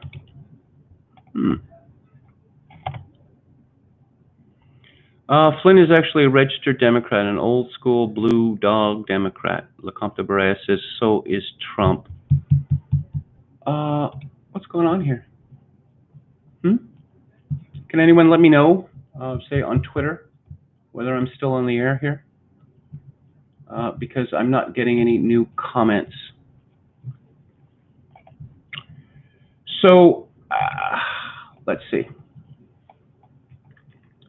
I am going to talk about a movie by Stanley Kubrick, which is called Full Metal Jacket. It refers to the casing around a round of ammunition. Full metal or partially metal. The Marines in Vietnam in 1968, they are using full metal ammunition. But I was reminded at the beginning of this movie of one of the most famous comments from Kent Brockman of The Simpsons. He says that, he says, just miles from your doorstep, hundreds of men are given weapons and trained to kill. The government calls it the Army, but a more alarmist name would be the Killbot Factory. And you can look at Parris Island in South Carolina. There's a Killbot factory. Although Private Joker, who is the male lead of our film, says that the Marines do not want robots. The Marines want killers. The Marine Corps wants to build indestructible men, men without fear. I'll go start with the details of this movie. Came out in 1997. It is directed, produced, and co-written by Stanley Kubrick. The screenplay was also by Michael Herr, who was a war correspondent, and he wrote a book about Vietnam called Dispatches, which was critically hailed. He also worked on the film Apocalypse Now, which is a very different kind of film about the Vietnam War. The other co-writer of the screenplay was a man called Gus Hasford, who served in Vietnam, and he didn't live very long. He died at the age of 45, but he wrote a book called The Short Timers, which Stanley Kubrick was alerted to, and he bought the rights. And I admire Stanley Kubrick to the skies, as anyone who listens to this live stream knows, but he was a credit hog, no question about it. And he was rather cheap in his dealings with some people. And Hasford was not offered all that much money to work on the screenplay. Also, he was not going to get a full screenwriting credit. He was just going to get additional dialogue, which is Jim Thompson, the pulp novelist. That same thing happened to him in Kubrick's movie The Killing. But Hasford took legal action, and he got what he wanted. Although he was warned by many people, Kubrick was warned by many people to stay away from Gus Hasford because he was, let's say, mentally unstable. This movie, incredibly enough, was filmed in England. It was filmed just outside of London at Beckton, where there was a abandoned gas plant. Stanley Kubrick, after Spartacus, which he was unhappy with because it wasn't really his film, as he saw it, it was Kirk Douglas's film, he decided that he was going to make all of his films in England, and he did. Although there is much of Barry Lyndon was shot in Ireland, and there's some location shooting in Germany, which Ken Adam did. But Kubrick didn't like, he lived north of London, latterly in around St. Albans, and he did not like to leave his home. So the solution was to find something that could pass for a way city in South Vietnam. And remarkably, he found the Beckton Gas Works. The production design on Full Metal Jacket is by a man called Anton Furst, who did an amazing job making London look like Vietnam. He won an Academy Award for his work on Tim Burton's Batman. Sadly, Furst had a very troubled life and committed suicide at the age of 47 by jumping off the top of a parking garage. The shoot lasted almost 2 years, and it lasted almost 2 years for all sorts of reasons, one of which has to do with Lee Ermey being in a car accident and production being shut down for several months. And people wonder how Kubrick was able to get away with the things that he did. I know that other directors were simply in awe of him, of the control he had over his films. Well, that was the agreement that he had with Warner Brothers, that Warner Brothers was not going to interfere with his films. It was that simple. There were no Warner Brothers executives showing up on the lot. What's going on? Are you behind schedule, et cetera, et cetera. So long as Kubrick handed in movies that made money, Warner Brothers was happy with this. And I think the reason that they're happy with it was because, well, one, because they had executives who actually cared about movies, but also the association of Kubrick with Warner Brothers brought them a lot of esteem. So Kubrick owned his own equipment, and he worked with a very small crew. And this enabled him to spend a lot less money on his films than one might expect looking at them. That the cinematography, Full Metal Jacket, is by Douglas Milsom. And, well, first said that he believed that Stanley Kubrick was the greatest lighting director. That's what they call a DP or cameraman in Britain, that Stanley Kubrick was the greatest. He was not one of those directors who just let the cinematographer do whatever he wanted. There was a very close collaboration, and Kubrick had very strong views, particularly the use of the one-point perspective. There's a lot of Steadicam work in the scenes in the barracks, and Garrett Brown, who invented the Steadicam, was involved. And if you listen to the commentary for Full Metal Jacket, Garrett Brown was really put out that these films had to be seen, had to be shot again and again, and he couldn't understand why. And he said, "Look, Stanley, you want everything to be exactly aligned, and no one is going to notice." And then he said, well, when he saw the finished film, he realized that Kubrick knew what he was doing, that it does make a difference, and the use of the one-point perspective. You can search for videos of that. There's several of them. They just show how powerful a visual technique that is. The music is by Abigail Mead, who was Kubrick's daughter, Vivian. But curiously, she got a hit single out of this. That Gunnery Sergeant Hartman's ranting and ravings was put into a kind of a dance number, and it became a #2 hit in England.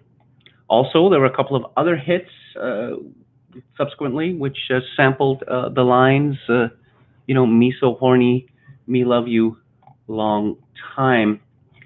And the film Kubrick decided that he was just going to use popular songs that would have been contemporary with 1968.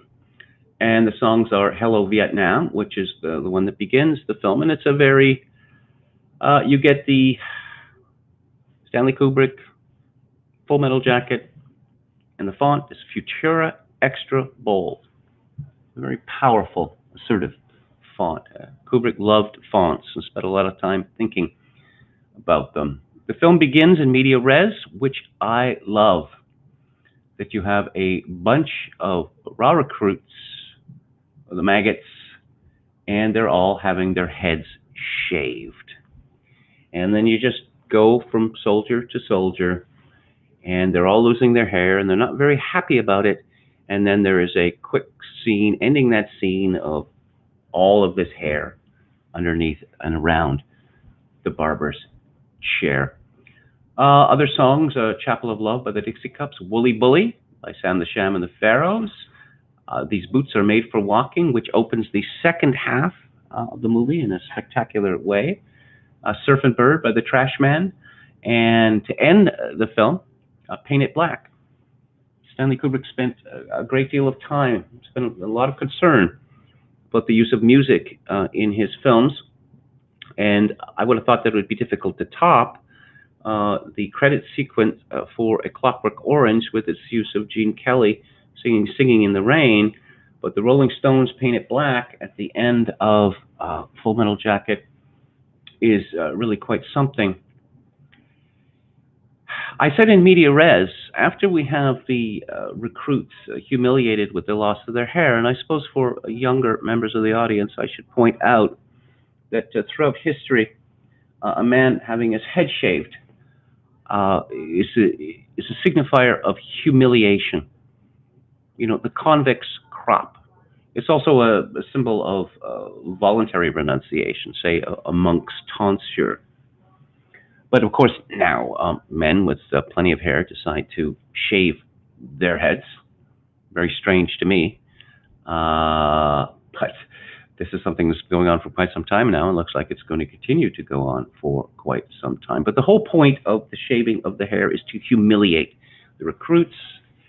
Men tend to look alike when they have no hair.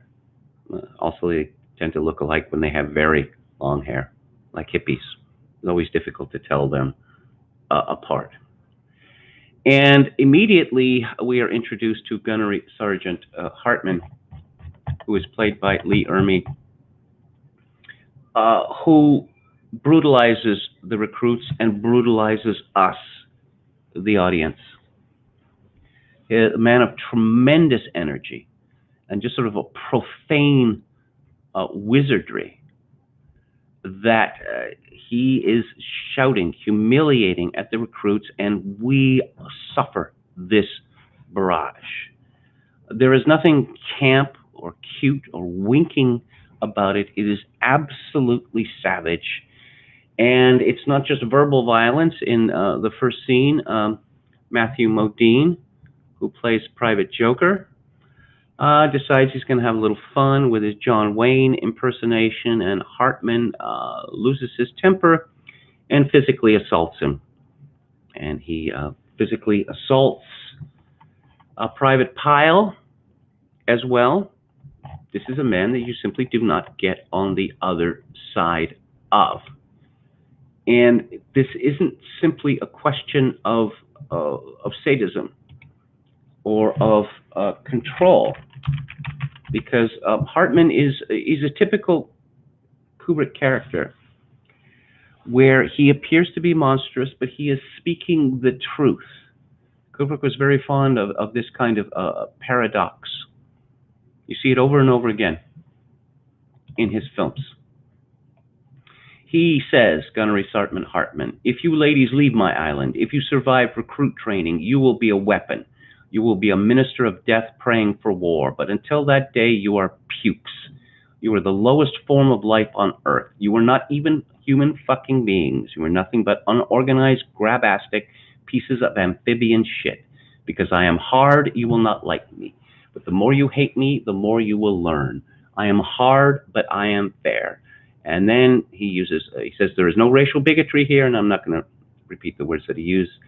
He says, here you are all equally worthless, and my orders are to weed out all non-hackers who do not pack the gear to serve in my beloved corps. Do you maggots understand that? These young men have to be broken down and then reconstructed to be killers, to be professional killers. And this is in their interests as much as it is in their country's interest. Hartman says the deadliest weapon in the world is a Marine and his rifle. It is your killer instinct which must be harnessed if you expect to survive in combat. Your rifle is only a tool. It is a hard heart that kills. If your killer instincts are not clean and strong, you will hesitate at the moment of truth. You will not kill. You will become dead Marines, and then you will be in a world of shit, because Marines are not allowed to die without permission. Much of what Hartman says is hilariously funny, and Lee Ermey was hired as a technical advisor for the film. And there was an actor, Tim Colseri, who was hired to play the drill instructor. And Lee Ermey, I guess being a very ambitious man, he campaigned for this role, and he put together like a reel of him doing his stuff. Now it turns out that some of it was original, some of it wasn't, but there appears there's a kind of vocabulary, that drill instructors, they learn this, and maybe they embellish it, they add to it, and this gets passed from generation to generation. Although I suspect in the Marine Corps, it's been nothing like Paris Island in 1968 for quite some time. But this movie is, to a very large extent, a paean to the United States Marine Corps, and Stanley Kubrick greatly admired the United States Marine Corps. In fact, he plays a role in it. It's just an audio role. He is Murphy Actual, the fellow on the other end of the field telephone. What does actual mean? It means that it is Murphy himself, not someone representing him. But the Marines big-talking themselves. Kubrick loved all that stuff. Marines are not allowed to die without permission. There's another old Marine saying that if the Marine Corps wanted you to have a wife, they would have issued one, which doesn't appear in the movie, but I like it very much. Kubrick liked shooting, and so he had all of this weaponry on this movie, and every so often he'd take a bunch of people, including Michael Herr, to shoot. And it turned out that Michael Herr was a terrible shot, and Kubrick goaded him about this. He said, "I don't think you're fit to be a rifleman in my beloved corps, Michael." Contrary to what you have heard, Stanley Kubrick was a very funny man. Later, he attempted to get Kubrick to work on the film, which he put years into this, a film about the Holocaust called Aryan Papers. And Herr, who was Jewish like Kubrick, did not want to get involved in this. But Kubrick talked to him on the phone, as he would, for hours and hours and hours, and he sent him materials, lots of materials. And one of the things that he sent him was what's considered by many to be the definitive work on the Holocaust. It's called The Death of the European Jews. And Herr said, "I do not want to read the book called The Death of the European Jews." And Kubrick said, "No, what you don't want to read is The Death of the European Jews Part 2. So Kubrick was a funny man. So Kubrick cast this film. He paid a great deal of attention to casting. Leon Vitali was the casting director, but Kubrick was heavily involved in this. And Kubrick was one of those people who believed that you hire actors because they can give you what you want, and then you let them do their thing. That, as I say, the shoot went on for a very long time, and the actors were getting rather squirrely, a lot of them. Matthew Modine, who plays Private Joker, certainly was. And he once, in close to despair, he said to Stanley Cooper, "What do you want of me?" And Kubrick said, "I don't want anything from you. I just want you to be yourself." That's to say, he'd seen footage of him, and he got something out of this, and that's how he chose the actors for his roles. And, he thought that they didn't appreciate the experience. That he said pretty much the same thing to Adam Baldwin, who plays Animal Mother, and Dorian Harewood plays 8-Ball. He said, what you young people are lacking is patience. Because I suppose they weren't used to dealing with someone like Stanley Kubrick, and he was going to keep doing it until he got it right. Until he got it right.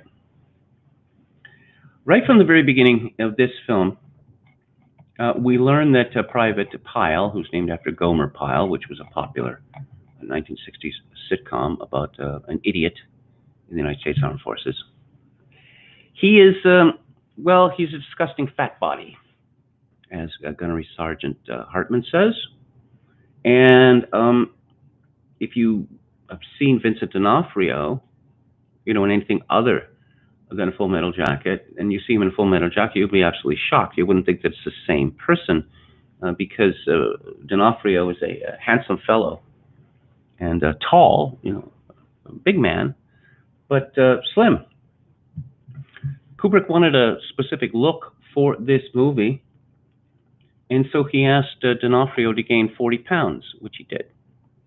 So D'Onofrio showed up, and Kubrick wasn't satisfied, and he said, "Now you just look like you could kick everyone's ass."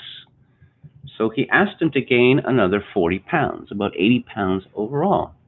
When I read people like Demi Moore complaining that directors ask them, to gain weight or to lose weight, D'Onofrio was carrying around another extra 80 pounds for over a year.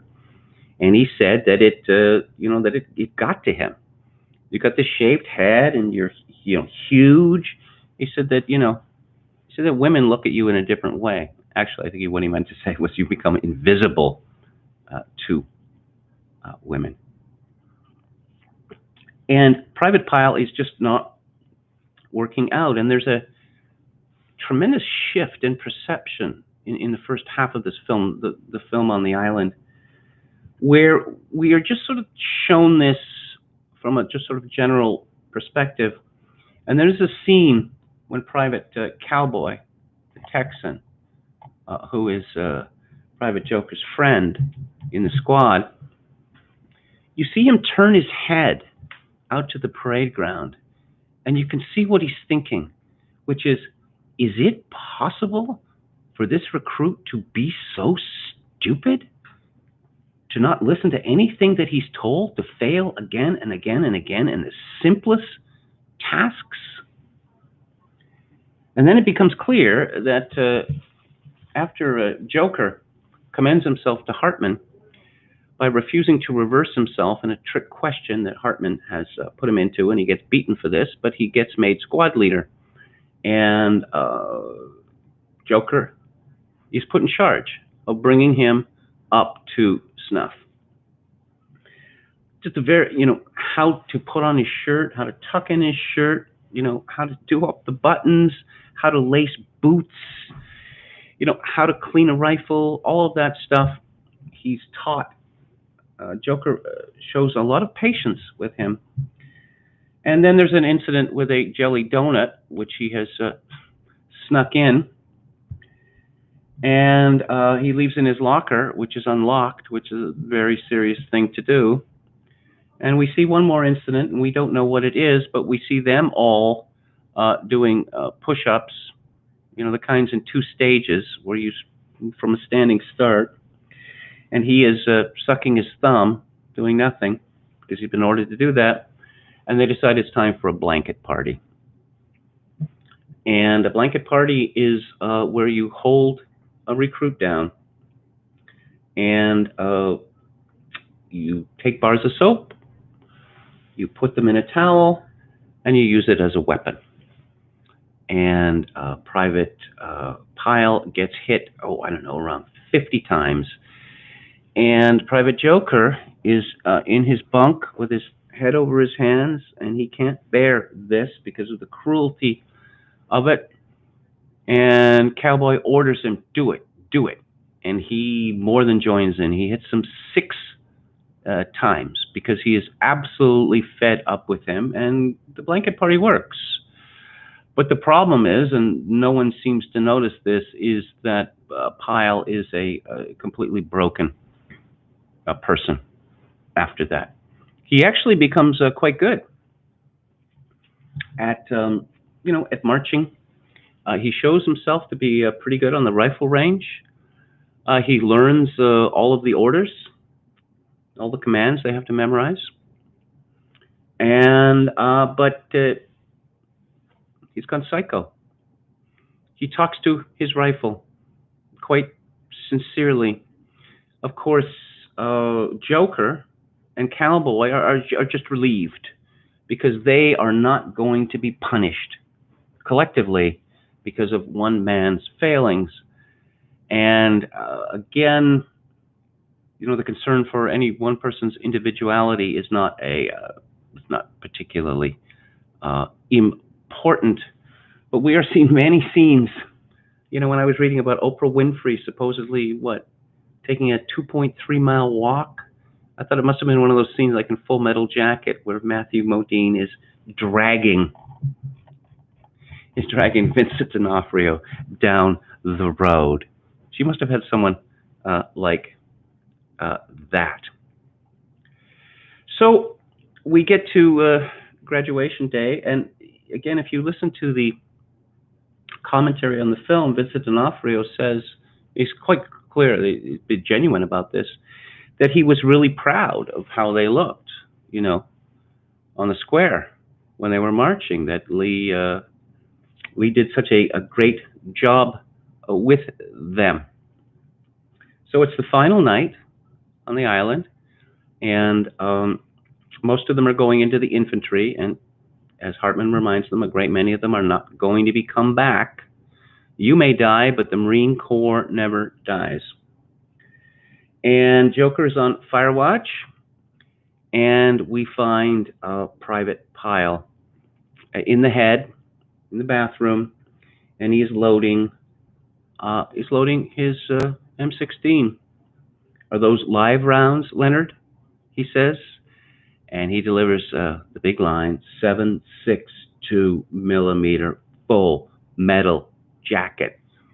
Then he does what the rifleman's creed. He starts shouting that out at the top of his lungs, and this alerts Gunnery Sergeant Hartman, who probably picks a bad time for his brutal sarcasm, because Joker tells Pyle that you better quit this because we'll be in a world of shit, and he says, I already am in a world of shit.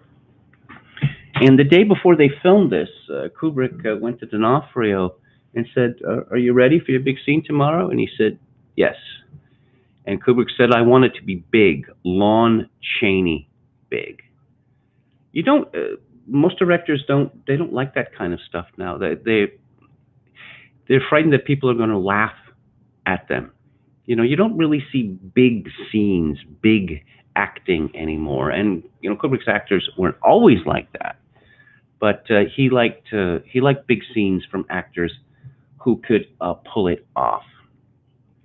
Private Pyle shoots Hartman dead, then shoots himself dead, and that is the end of the first part of the film, which I mentioned yesterday. Billy Wilder said it was the best film ever made. The second half, we are taken to Saigon, and let's see, Joker has his hair grown out, and he looks like a human being again, and he is with his new best friend, Rafter Man, he's called, and he seems to be having a whale of a time in Saigon. The cheap beer and all the rest of it, and hookers. And so one presents a hooker to him, Vietnamese man, Vietnamese girl, and it's a shakedown, and his camera, his doubtless very expensive Leica or whatever, is stolen. But why does he care? The Army's going to get him another camera. He works for Stars and Stripes. They both do. He's a combat correspondent, and Rafter Man is a combat photographer. This outraged Hartman when he told him, a writer? You think you're Mickey Spillane? He said. And so we see their barracks, and we find out about the 1,000-yard stare, which I suppose is one of the phrases. It's not invented by this film, but it's one of the things that people remember the most. All field Marines get it, one of them says. It's like you're looking beyond. And you do see this with a lot of military men, and you see it with a lot of policemen as well. But it's a very wary look. I should mention that in the death scene, in Pyle's death scene, you get one of the most memorable examples of the famous Kubrick stare from Vincent D'Onofrio. Something like that. And we learn that Charlie, as they call the Vietnamese, are very busy. And they're working reports about something for the Lunar New Year's, which was the famous Tet Offensive, which the myth is that this broke America in Vietnam.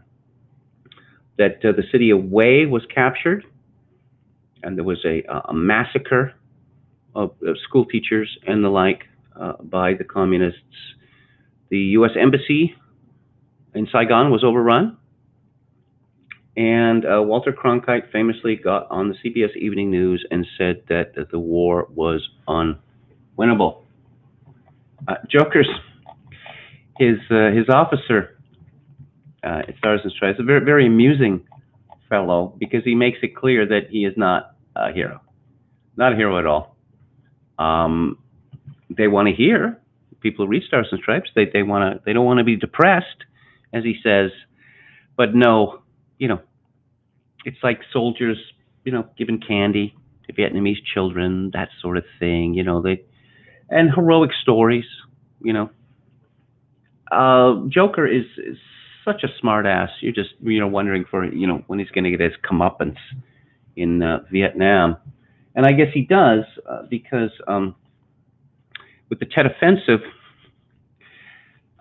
there was going to be a visit by Anne Margaret, the famous leggy and busty star of the silver screen, and she's not coming which is a big disappointment.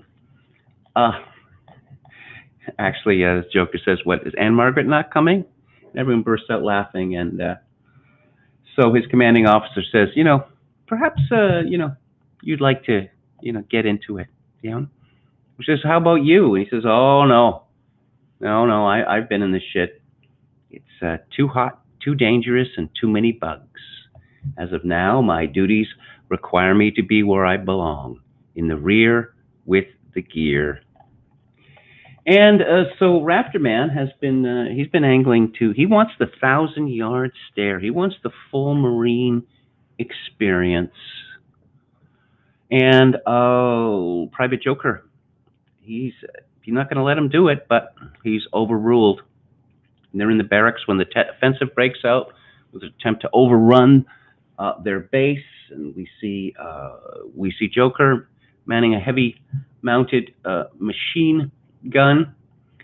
We see the aftermath of the communist atrocities, and we have a very famous interaction between a colonel, so-called Pogue colonel, because grunts, they're the good guys, and persons other than grunts, they were the bad guys. That's the way they saw it in any event. So, smart-ass Private Joker has it's "Born to Kill" written on his helmet, and he has a peace sign on his helmet as well. And the colonel says, "Marine, what is that button on your body armor?" "The peace symbol, sir." "Where did you get it?" "I don't remember, sir." "What is it you've got written on your helmet?" "Born to Kill, sir." "You write 'Born to Kill' on your helmet? You wear a peace button? What's that supposed to be? Some kind of sick joke?" "No, sir. You better get your head and your ass wired together. I will take a giant shit on you." "Yes, sir."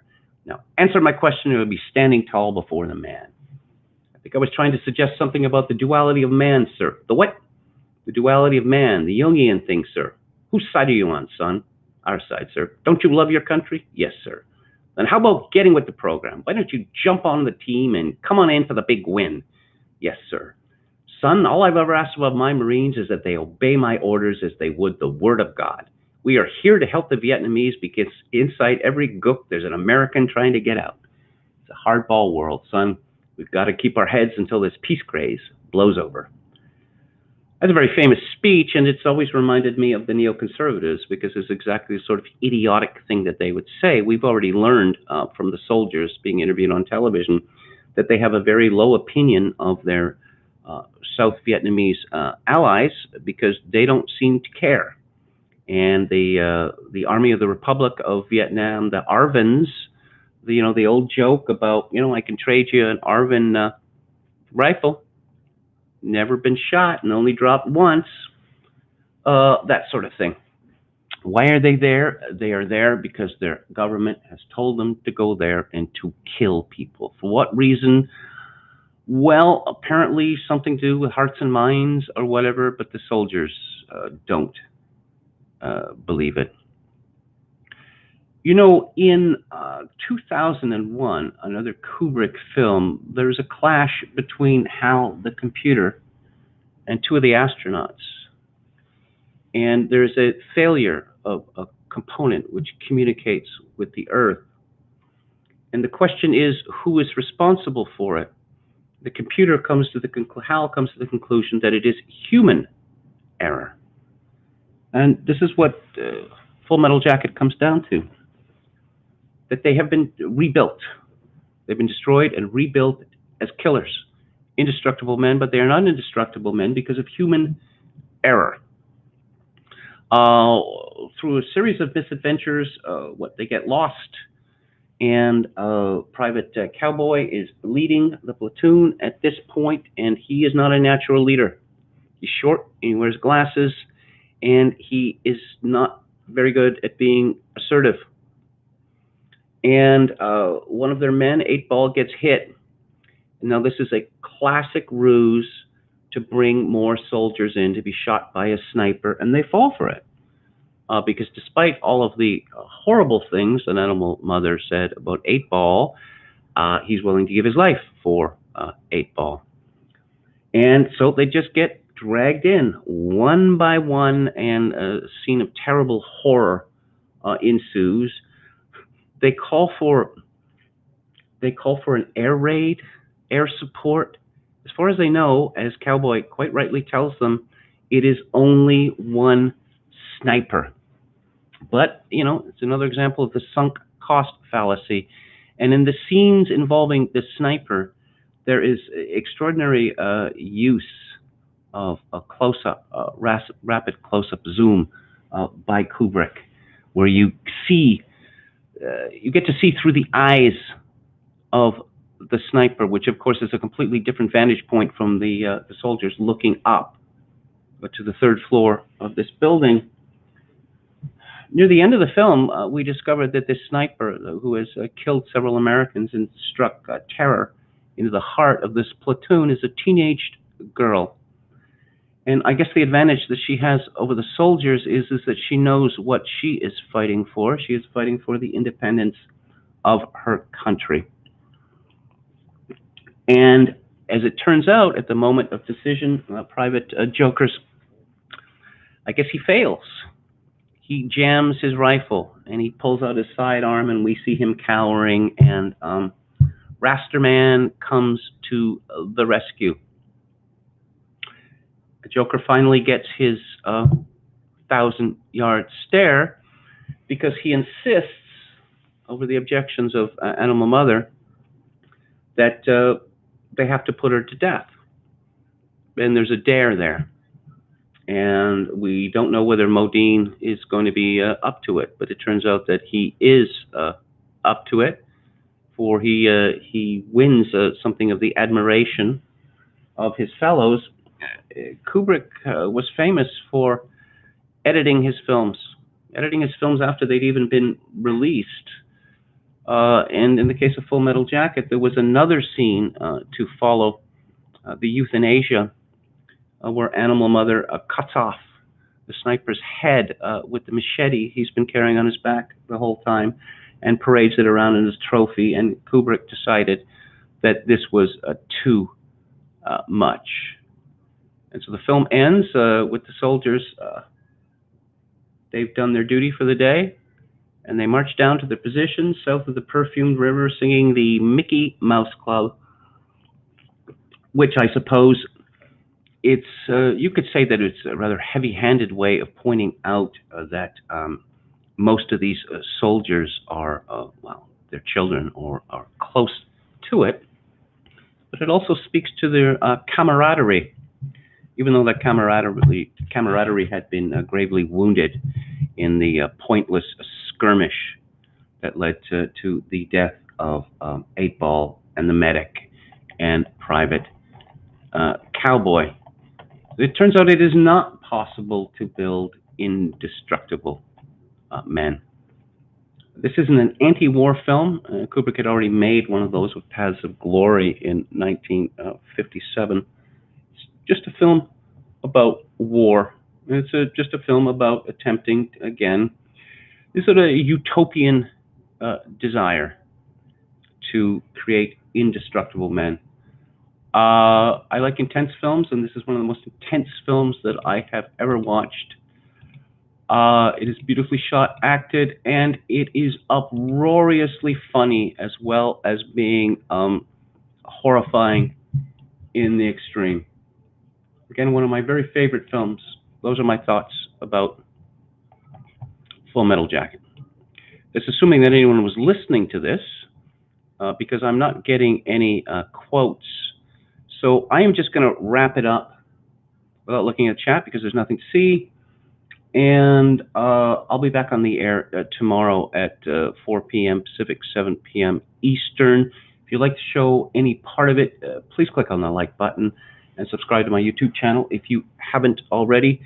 Tomorrow I'm going to be talking about a book about Asia, about China in particular.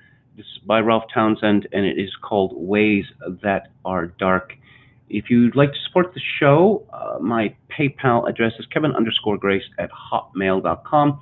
I'll leave you with my traditional benediction and farewell, which is that in these days of total social atomization, I do dearly hope that all of my listeners manage to find some real human connection. Good night.